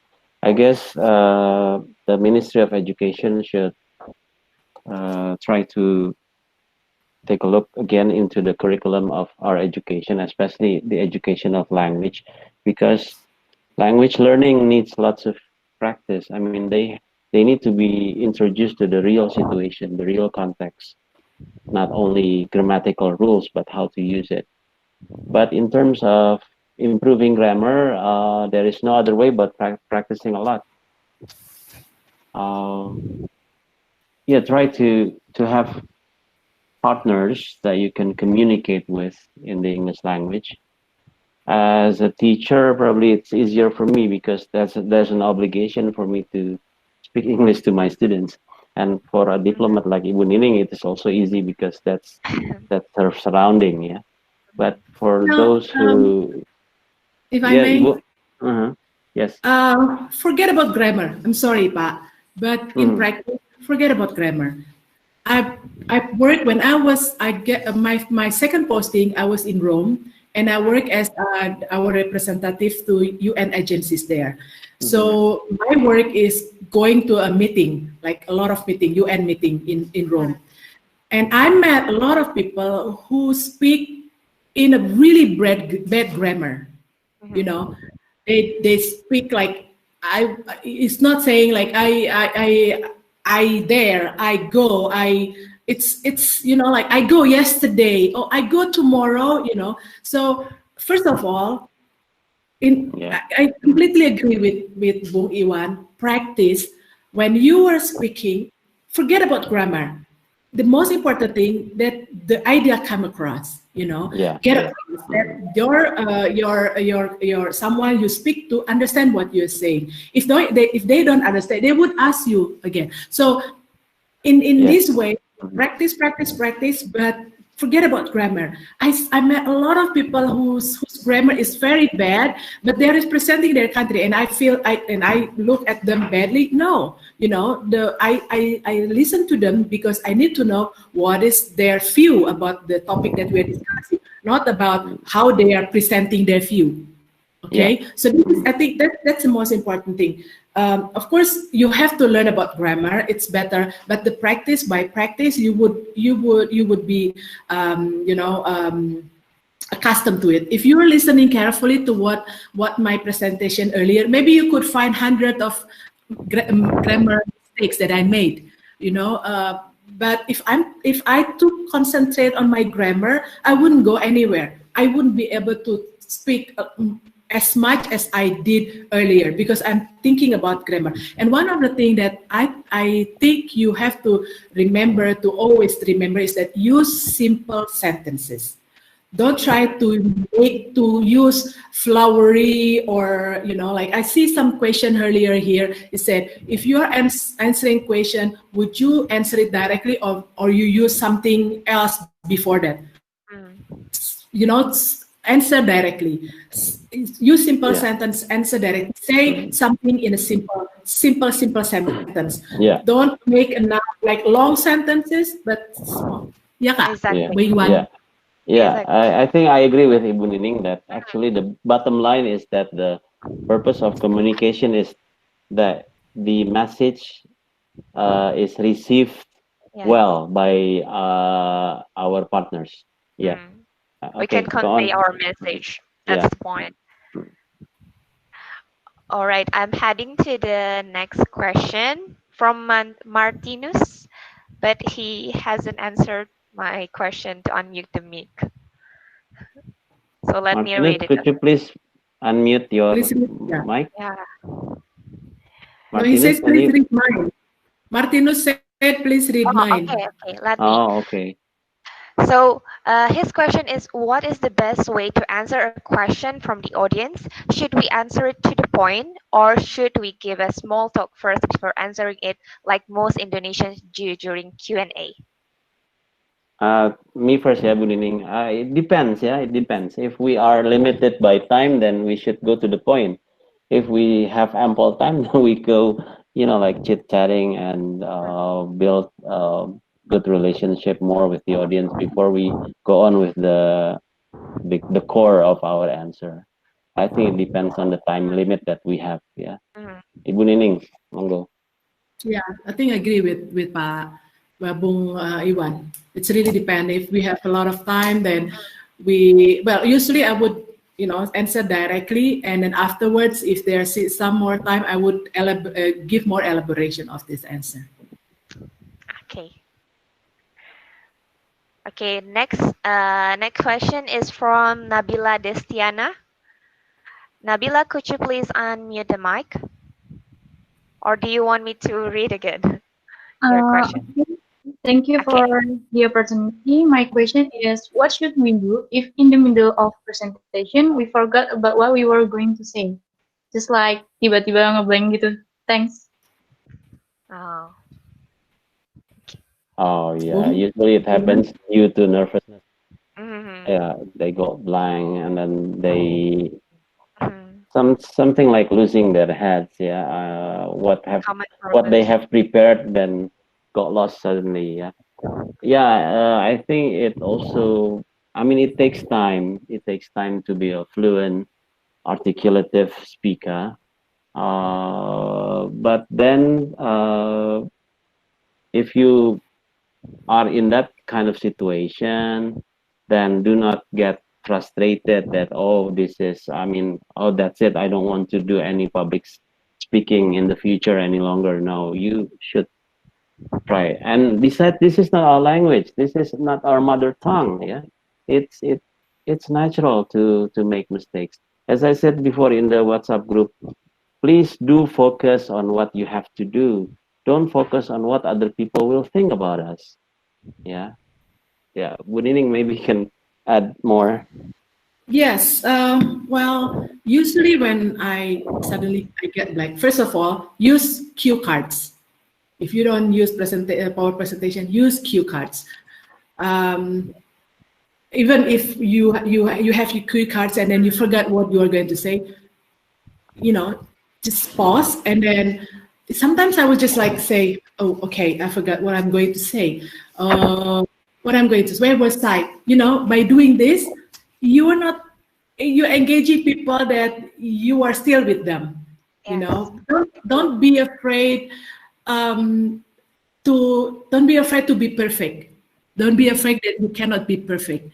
You are human. If you make mistake, it's okay. If you suddenly forget in the middle of something of your sentence, you just say, okay. This is what I would do usually when I suddenly forget. I would just say, oh, but I get blank. Bear with me. Where was I? I need to say something. Okay. If then I still couldn't remember, go on to the next topic. Okay. Later, when you remember what you were going to say earlier, then you go back to that topic. But then if you forget, go to the next topic. But apologizing first. It's okay. It's you own the room. You own the time. You own the space. So whatever you want to do with your space or your time, it's your own. So don't try to be perfect. If something happens, for instance, if the audio turn out turn off suddenly, then don't get panic. You just stand there and smile and wait wait for someone to fix it. So just be yourself, be confident, relax, and enjoying the time. Have fun. In that way, you won't forget anything. Trust me. Yes. It makes your presentation looks natural as well. Yeah. Okay, That's thank why you. smile is very important. In that situation, you just smile, and then people, especially, I'm sure you Nabila, you have a really nice smile. They would bear with you. Yeah. So keep smiling. Yeah, Exactly. okay, thank you. Okay, for the next question is for Angger Yuda. Yuda, do you want to unmute your mic? Angger Yuda, Yes. silakan. Are you still there, Angger Yuda? Angger? Okay, probably Kafira, you should read it Okay. again. Okay, for the sixth question is how to keep my opinion or argument in the PowerPoint or in our thesis presentation. Okay, I think that more on me. Yeah, yeah. Thesis defense is something that many students fear. Yeah, but in my experience, I usually, when I become the advisor or counselor, the academic counselor for thesis of my students, I usually stress upon the importance of them comprehending with the theory or the concepts that they are using in the scriptsy or in the thesis, because when your examiner asks you with difficult questions, you can, this is not my opinion, ma'am, this is not my concept. I took this from David Noonan's book, for example. That usually gives a kind of authoritative credentials, and when you quote from the expert or when you quote from the uh, book writers, yeah, that you put their books as part of the bibliography. But then the problem is Indonesian students are not, sometimes, yeah, some of them are not diligent enough to really try to comprehend the concepts of the or the theory that they use for their scriptsy. They just read it in a glance, something like that. They don't read it and read it again, things like that. Mhm. Maybe Ibu Nining's experience studying in Columbia University. I didn't have to write a thesis in Colombia, thankfully. Well, I did have some experiences in defending my thesis. Of course, because I had to sit down at the courses to get to the next level in diplomatic rank, and usually this is too much important for me to deal it with myself. So I talked to my advisor about how I make this presentation for my thesis. Of course, actually I don't really understand what is the question is. How do I defend my presentation? What is it? My opinion through How to PowerPoint. keep my opinion Mhm. or strengthen my argument To PowerPoint or yes, put in the I mean, PowerPoint. in the using thesis PowerPoint first, in the, yeah, using usually in the Yeah, thesis defense, they exactly. use That's right. PowerPoint. Mhm. Exactly. Using PowerPoint, right? I talked to my advisor, I talked to my senior, and I practice because this is too much important for me not to practice. I practice and then practice it, and then when someone who listen to me understand what I'm saying, that maybe it's good, but then they could give you feedback because they would know whether our presentation is clear enough, giving them idea what we are going to say. Okay, so excuse me. So in this way, you would know whether your thesis contain all the arguments that you want to put. Like for instance, when I prepare my presentation for this parliament, in the 7-minute presentation, I discuss it with a lot of people. How do you do it? What you put in it? And this is how I did it. Whether it makes sense, and so this is too important for that. Of course, for presentation, it's different because with presentation like public speaking, you have question and answer session to defend your argument later. But in the thesis, you make sure you put the most important things there and talking to your advisor, talking to Bung Kelinci here. All right then. Thank you. Now we are heading to the next question from Faras Uh, Nabil. Excuse me, Kafira, due to the time, Yes. I guess the rest of the questions should be read, yeah, rather than letting Oh, them, all right. because we are also, I mean, we are getting close to PM. Okay. Just read each question. Okay. So from Faras Nabil, how to handle or deal with the noises or problems in presentations?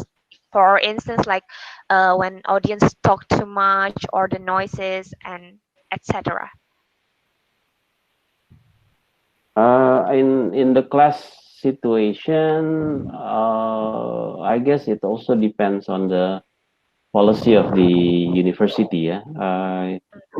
Usually, students when they, I mean, we lecturers have the right to dismiss them. I mean, to make them, I mean, out of the class if they keep making noises. Yeah. But in the general situation, I mean, outside the academic setting, I guess we usually also help by the committee members. I mean, the committee members who hold the seminar, who hold the speech. I guess usually we got some helpers from the committee. I mean, it is too difficult for us speakers to deliver material as well as quietening the audience at the same time.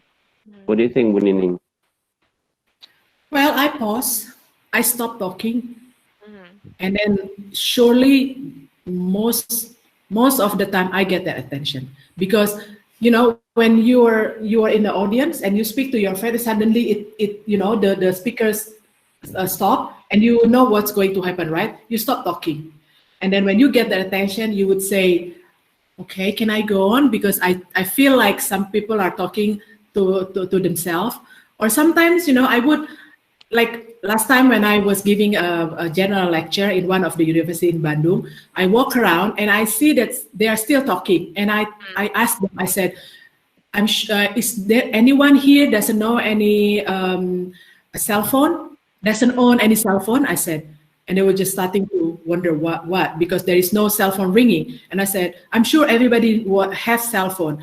I prefer you talk among yourself in your cell phone. Use your WhatsApp rather than talking to each other. I said, because to tell you the truth, I get distracted, and I pity to the audience who wants to listen to me. I said, so if you want to gossip or to talk about something or to gossip about me, I said, during this presentation, do it in your WhatsApp with your friends, okay, rather than talking with yourself. Usually, in this way, they would get attention. But of course, it's really different. It's depend on the situation. This is I did this because it's a general lecture. It's only like students, and they're all like younger than me. But if it's in a formal seminar, a lot of, like, for instance, like businessmen comes and they're still talking to each other, I would just pause and I would say, "Excuse me, may I get your attention?" politely, and then they would come back their interest to me. That's what I did usually. That was savage and brilliant as well. Okay. Next, Try. Vira. Yeah. All right. This one is from my classmate from Abed. So he asked about, could you please tell us more about your academic journey from graduating as an English literature major, then shifted to take international relation as your master degree? Because we know for the fact that graduating from literature major can lead us to many career paths, but how precisely? I apologize if it is out of topic. So it's more to Ibu Nining. Yeah, the question is for Well, thank you for the question. Well, yes, I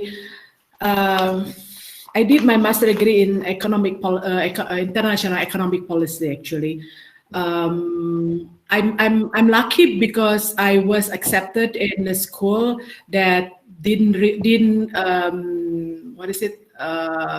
prerequisite the same background. For instance, I didn't get scholarship to Australia because they said that I could only did my master degree related to the English linguistics.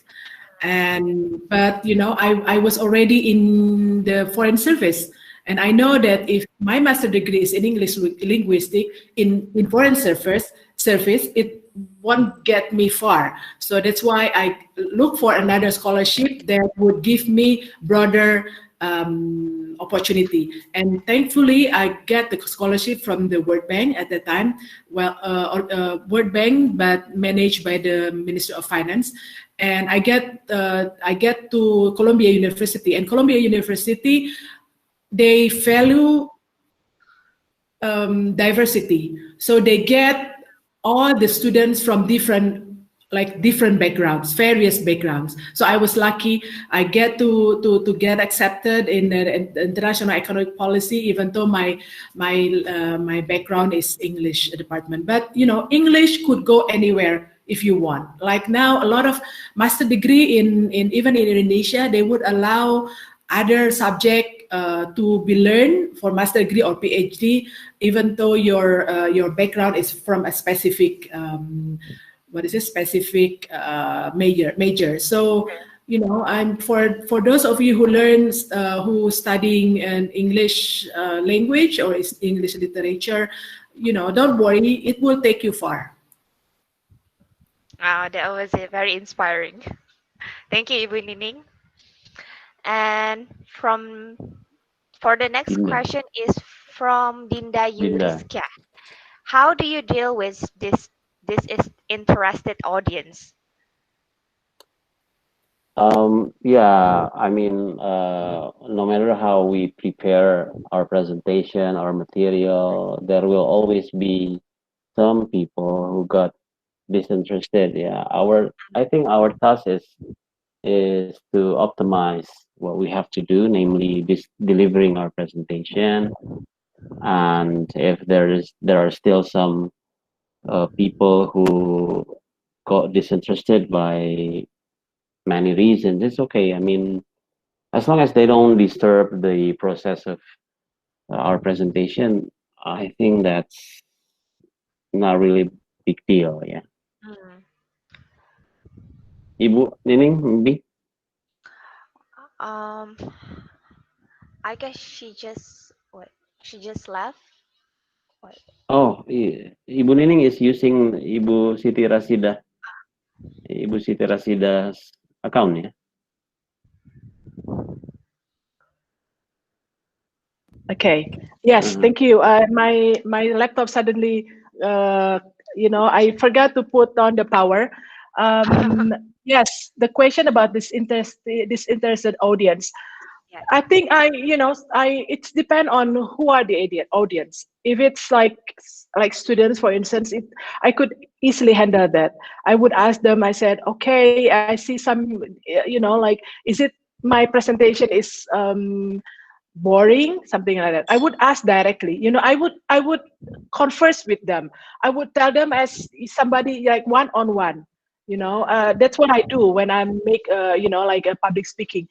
But it's different when I'm with them in a more serious audience. Then I would, if I saw that they are not interested, I would cut short my presentation, and then deal with them in question and answer, because I cannot do anything with, for instance, if I have businessmen who come for a seminar about investment in Indonesia, and I talk to them, I try to be engaging, but maybe they're not interested because they want to ask specific things, and would cut short my presentation. I would just say the most important thing, and then open the session for question and answer. So it's really depend on what situation we are dealing with. Mm-hmm. But in many occasions, I guess such people are the minority, Bu Nining. Yes. I mean, usually like among 60 students, yeah, there are probably like 5 got disinterested. I mean, we should not also forget the importance that the rest are still interested in our presentation. Yeah. Mm-hmm. Yeah. Yep. Continue to the next, Kak Afira. Okay. The next one is from Darren. Darren. How to overcome shyness while in presentation? Shyness, yeah. Yeah. For me, I got this recipe from when I was active in theater. I was active in theater since I was in senior high school. My coach at that time, or probably I took it from a book on acting. It says that focus on what you have to do, not on what other people think or will say about you. And well, yes, in theory, it's easy to say, but in practice, yes, it takes time, it takes practice, it takes lots of experiences. I mean, getting better takes lots of failure. I mean, but if we never try, then we will never make progress. Indeed. Isn't that right, Bu Nini? Well, there's always, first of all, you have to ask yourself, why are you shy? What is it that you are afraid of? Are you shy because you are not fully mastering the topic? Mm. Better. Are you shy because your English, everybody's English is always, there's some, don't worry about your English anyway. As long as your message get across, they understand, or if they don't understand, they would ask you question. So, you have to ask yourself, why? I would like to ask you, Darren ya, yang bertanya. I Yeah, think Darren. Darren, why you are shy? Why? Because then answer. You have to ask why first. Then when you know why, then you build your confidence. Mm. You Probably, yeah. answer that. Probably Ibu I Nining, think because Darren is still very yes. young. He is junior high school student from SMPN 78. Yeah, Mm. he's still very young. Ah. Oh, okay. Don't worry, Darren. No, Yeah. it's like that's why, you don't have to be shy. Everybody is not perfect, you learn, and then you know later that, when you know good English enough to be a public speaker, to speak in public, then you would do well. So don't worry. Okay? Don't worry, always be happy. So the next Yes. question is from Okay. Sunarwan. Language for me is something that is difficult. What is the solution? Is there something wrong with my brain? There is nothing wrong with our brain, Sunarwan. Yeah, I mean, learning anything, yeah, not only language, is not an instant process. Yeah, you should.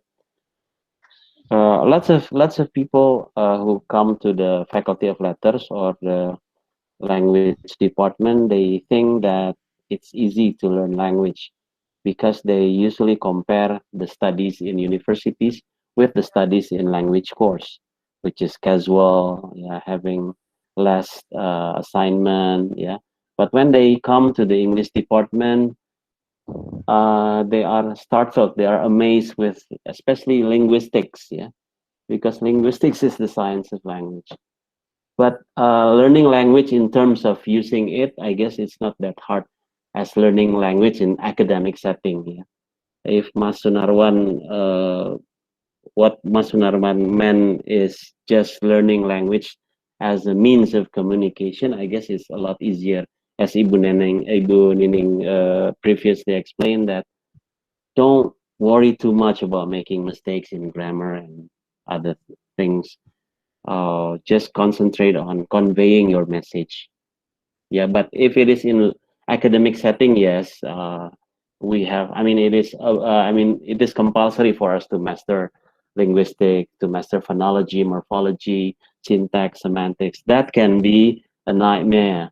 But when it comes to only communication, I guess look at the Balinese street vendors. They sell things and they can communicate well with the uh, clients or customers.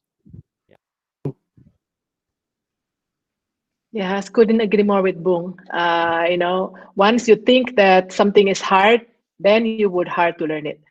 Forget about, the language is actually English is very difficult. English is very difficult. And wait until you have to learn Chinese. Because I was in Shanghai before coming here, and I learned Chinese. Oh my God. Yeah, It's like complicated. Oh yes, it's just like it intonation is different, change it. But English is actually it's very easy compared to other language. So Indeed. you know, it's not difficult. It's easy. Mhm. Try to tell yourself that it's easy, then it will be easy. And practice. Don't forget. Don't worry about grammar, as Bung said. Yeah, All right. continue. Next question. It's over 4 o'clock. Is it okay, Bu Nining, for you to continue a bit more? Yes, yeah, I'm having fun here. Okay. Yeah. Safira, could you So go on with the next question? Okay, the next question is from our friend also, Sagetri. What things that must be considered or assessed in making a presentation or speech? Sagetri, I guess those points have been presented by Bung and Ibu Nining. Yeah. Maybe later you will get the complete material, including the recording of this Google Meet. You can browse those points again. Yeah. Probably Sagetri was doing something else while we were presenting the materials. Ya, ya Sagetri itu PR nih buat Sagetri. Kebetulan mahasiswa saya nih Bu Nining, jadi harus ditugasi. PR Okay. kamu ya. Perhatikan tadi yang dipresentasikan saya dan Bu Nining. Ya, Safira, could you go on? Okay, the next one is from Mas Prozaidan. How to reduce nervousness even though I already having fun and smile? Nervousness. Okay, actually that was already discussed as well. But then again, as Ibu Nining said, evaluate ourselves. What actually makes us nervous? What actually makes us anxious? Yeah, Mhm. I mean, probably this also has got something to do with how we view other people. Yeah, I mean, if we tend to be inferior, then we always tend to blame ourselves that, oh, I'm not as good as him, I'm not as good as her, I'm not as good as them. Start thinking that actually we are equal, we are in equal position.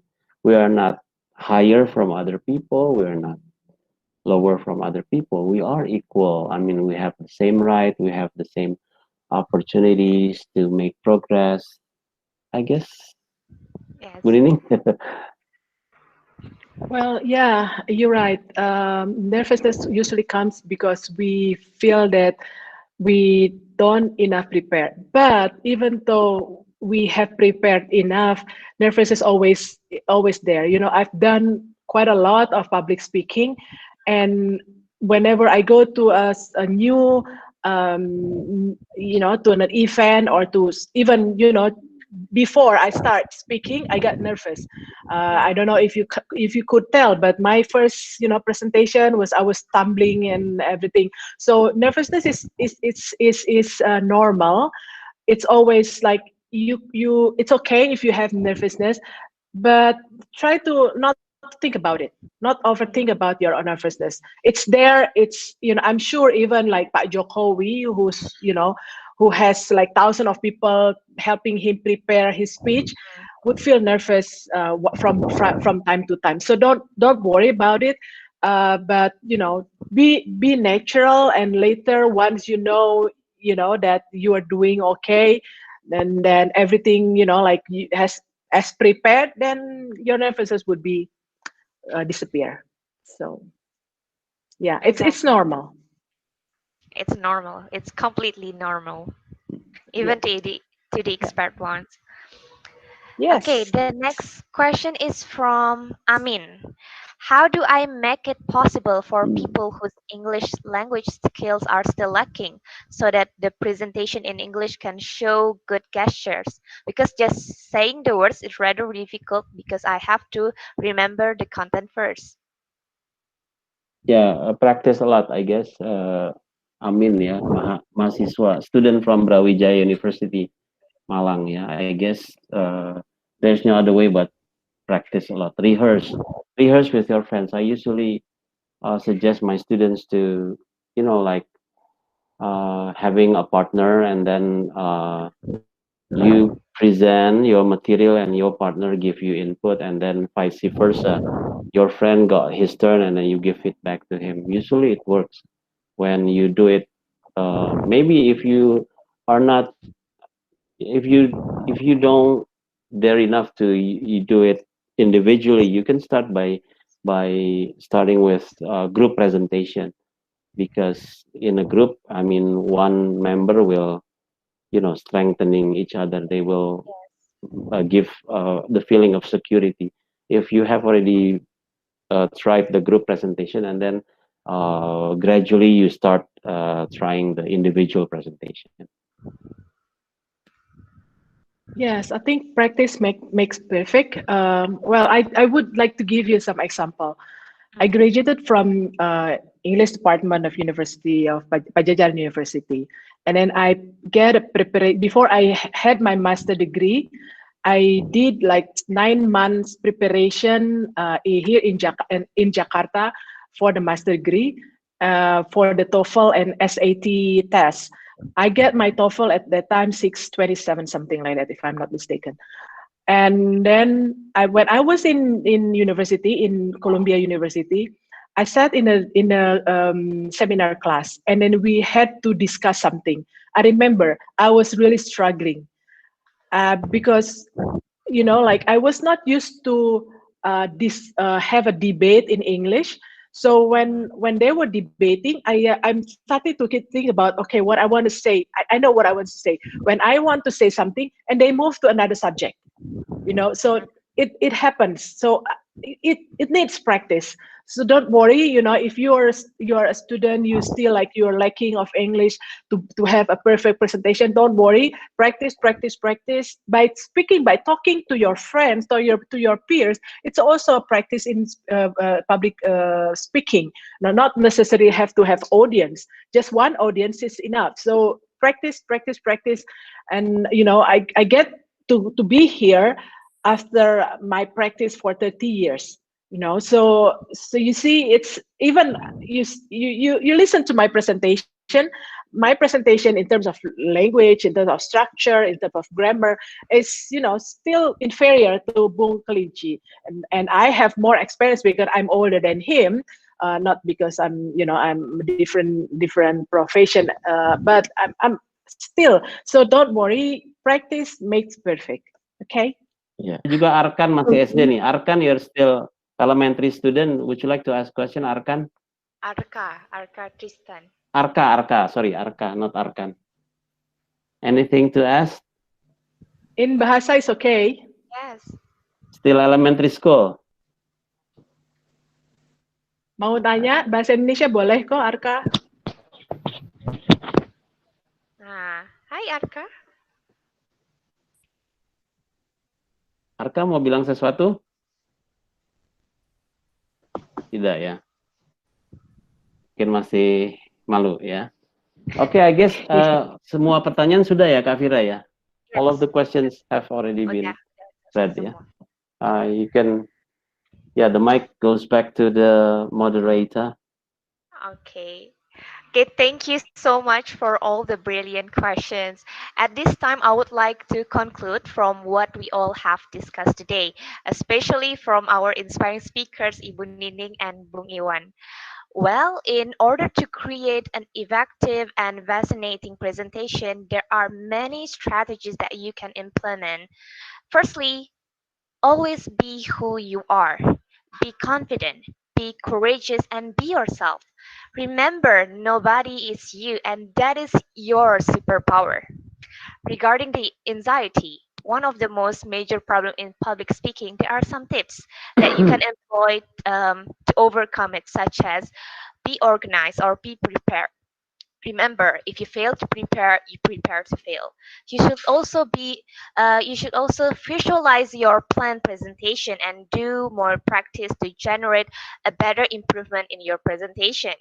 Take a breath, release the tension, make eye contact, and make sure you also pay attention toward your appearance, your facial expressions, posture, body language, visual aids or tools, and your audience as well.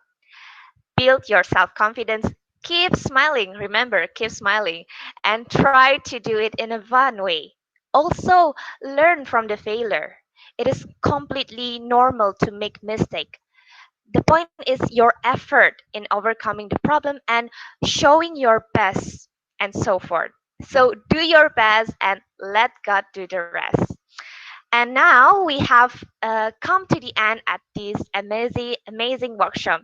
We are truly delighted to have all of you with us today to participate and share in this fascinating workshop. So thank you so much for joining with us.